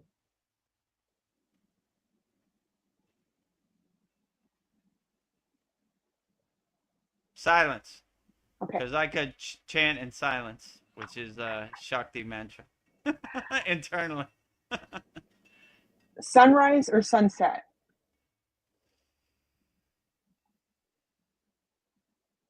Sunrise. Nice. Because it's the start of a new day and you wipe the slate clean, you know? Beautiful. All right. My last question for you is define home. Define what? Home. How would you define home? What does home look like to you? Home. Home. What is it? Say it again. Home? Home, HOME, your home. Okay. Define what home looks Home. like to you. Home?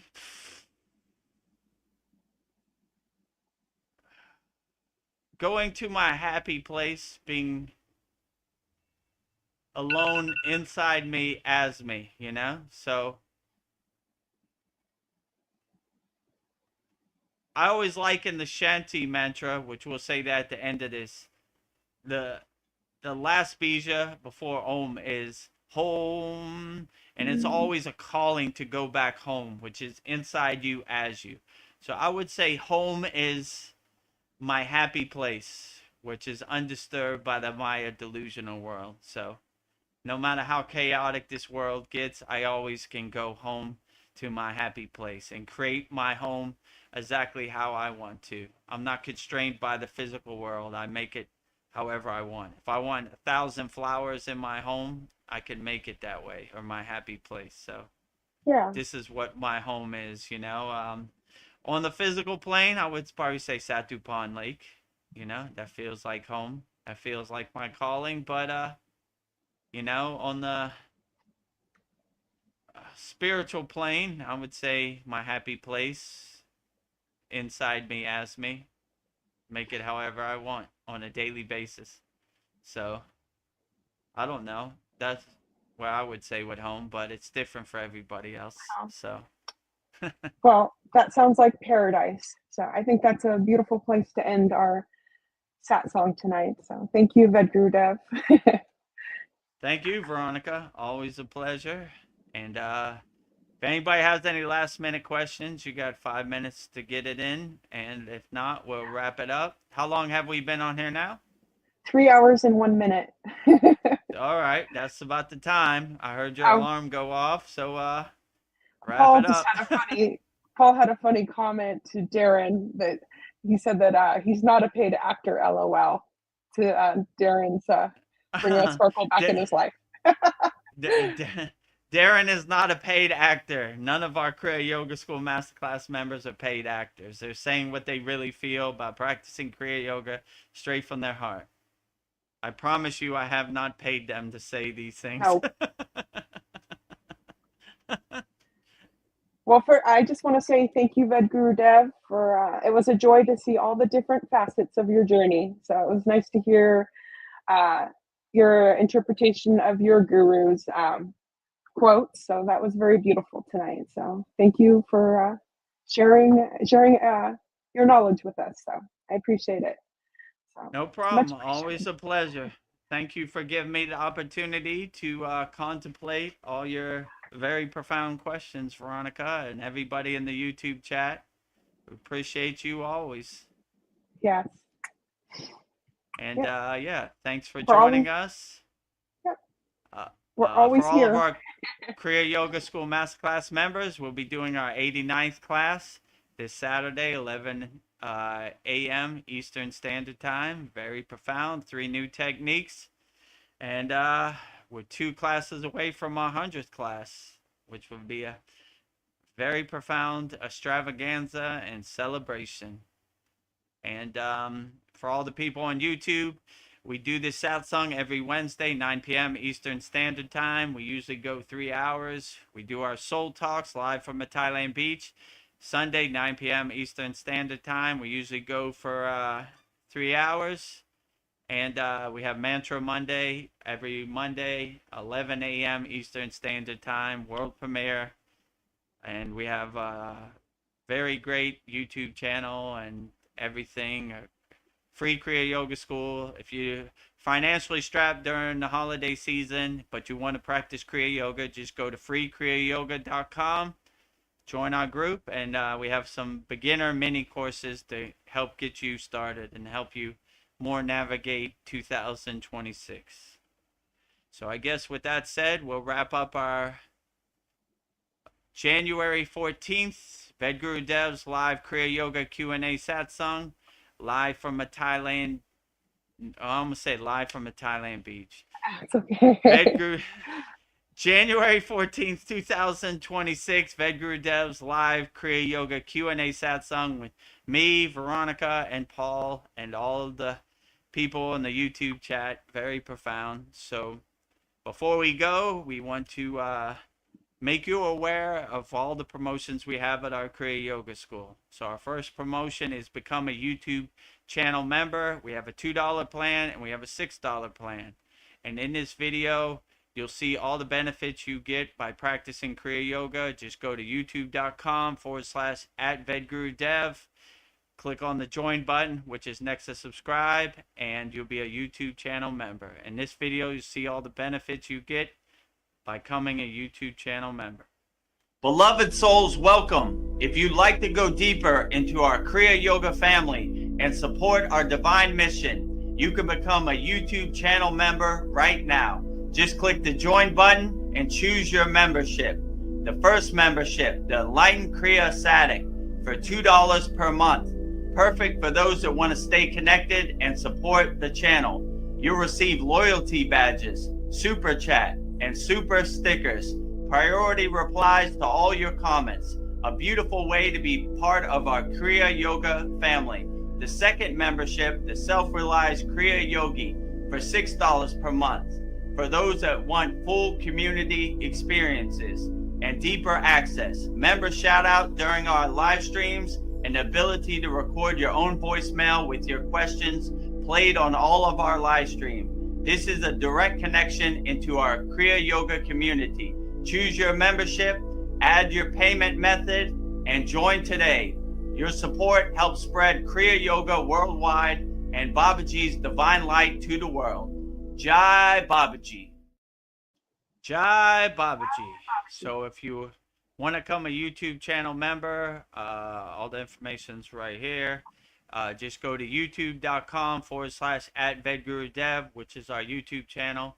Click on the join button, which is next to subscribe, and you'll be in. We would love to have you, and you can do super chat and everything.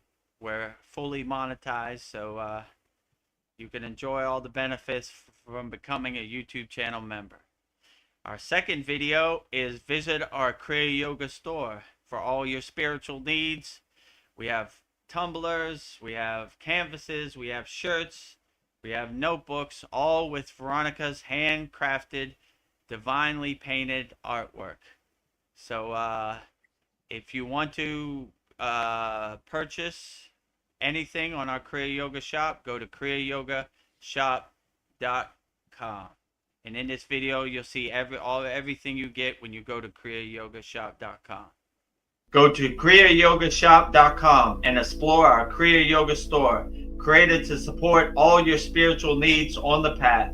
Inside, you'll discover a sacred collection of essentials, canvas wall art, spiritual notebooks, divine tumblers, and inspirational t-shirts, each one adorned with Veronica's exquisite hand-drawn divine artwork, crafted with devotion and intention.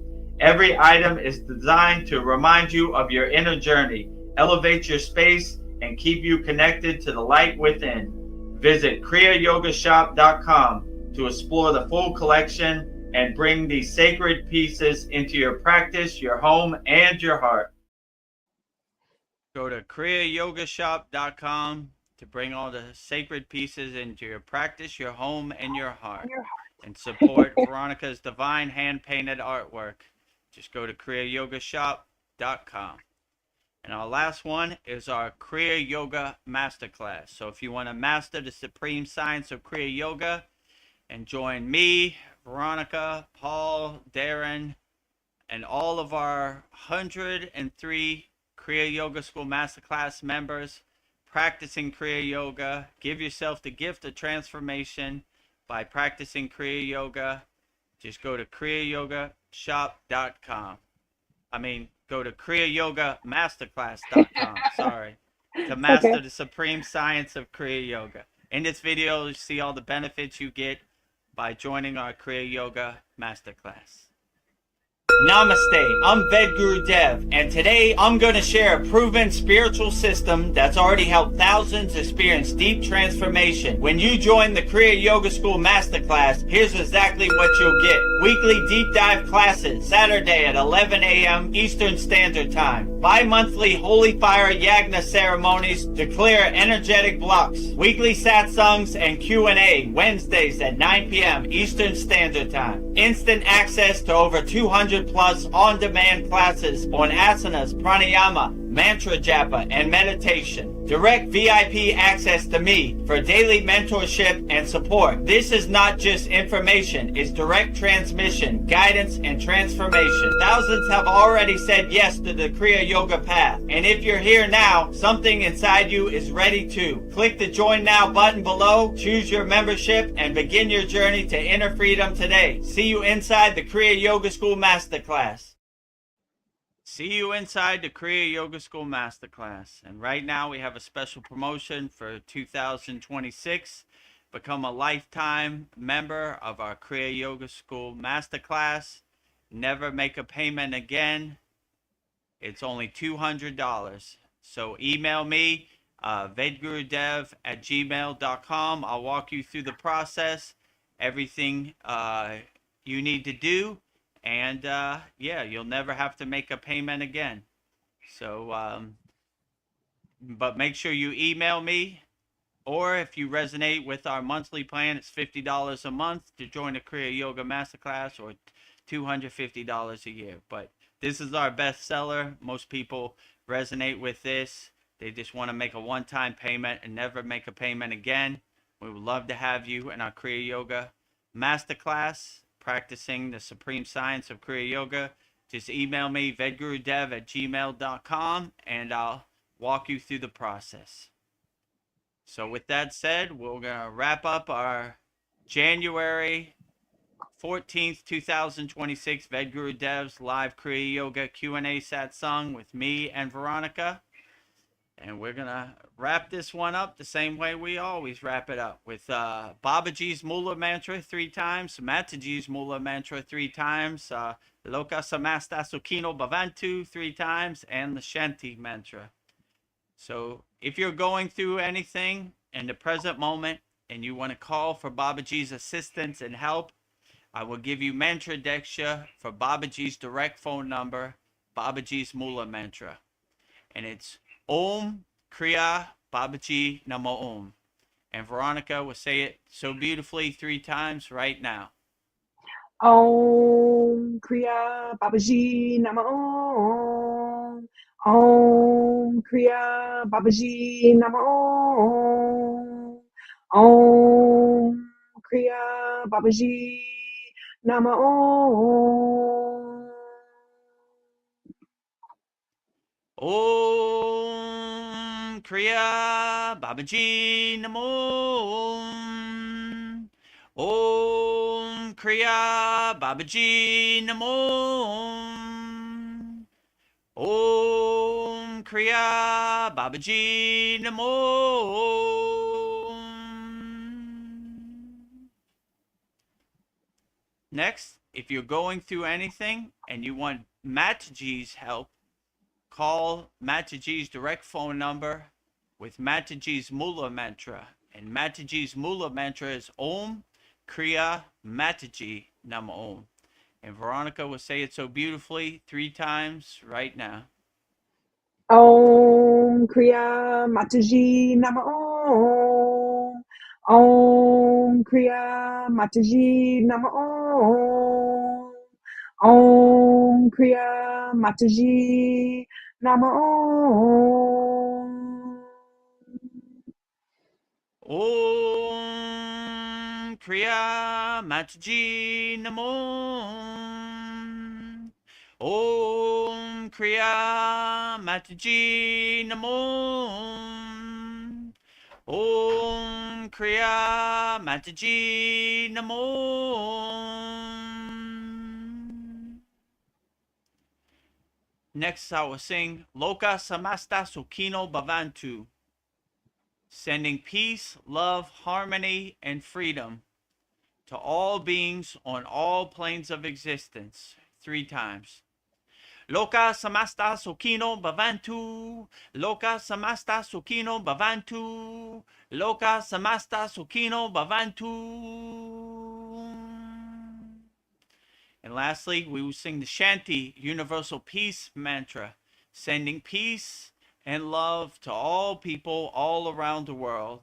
And Veronica will sing it so beautifully right now. Om Shanti Shanti Shanti Shalom Sat Nam Sadhu Tao Am Spirit Swami Kami Amen Amen Umen Selah Hom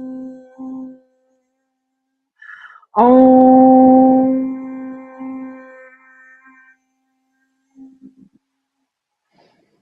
Om Shanti Shanti Shanti Shalom Sat Nam Sadhu Tao Am Om Spirit Swami Kami Amen Amen Omen Selah Hom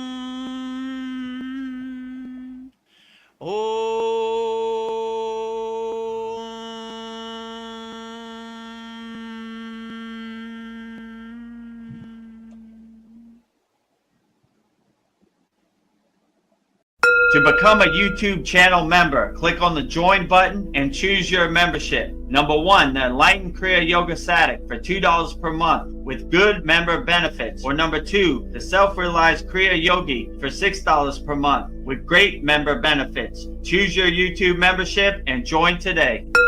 Go to kriyayogamasterclass.com to visit our Kriya Yoga store for all your spiritual needs. We have canvases, notebooks, tumblers, and t-shirts with all of Veronica's divine handmade artwork. Go to kriyayogamasterclass.com to visit our Kriya Yoga store. Thousands have already said yes to the Kriya Yoga path. And if you're here now, something inside you is ready to. Click the Join Now button below, choose your membership, and begin your journey to inner freedom today. See you inside the Kriya Yoga School Masterclass. Kriya Babaji Namo.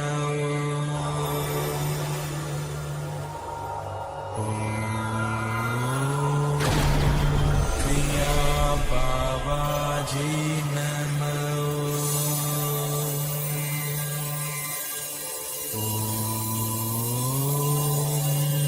Kriya Babaji Namo.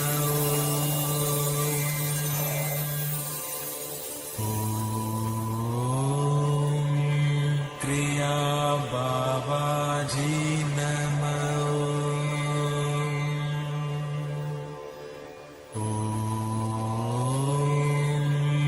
Kriya Babaji Namo.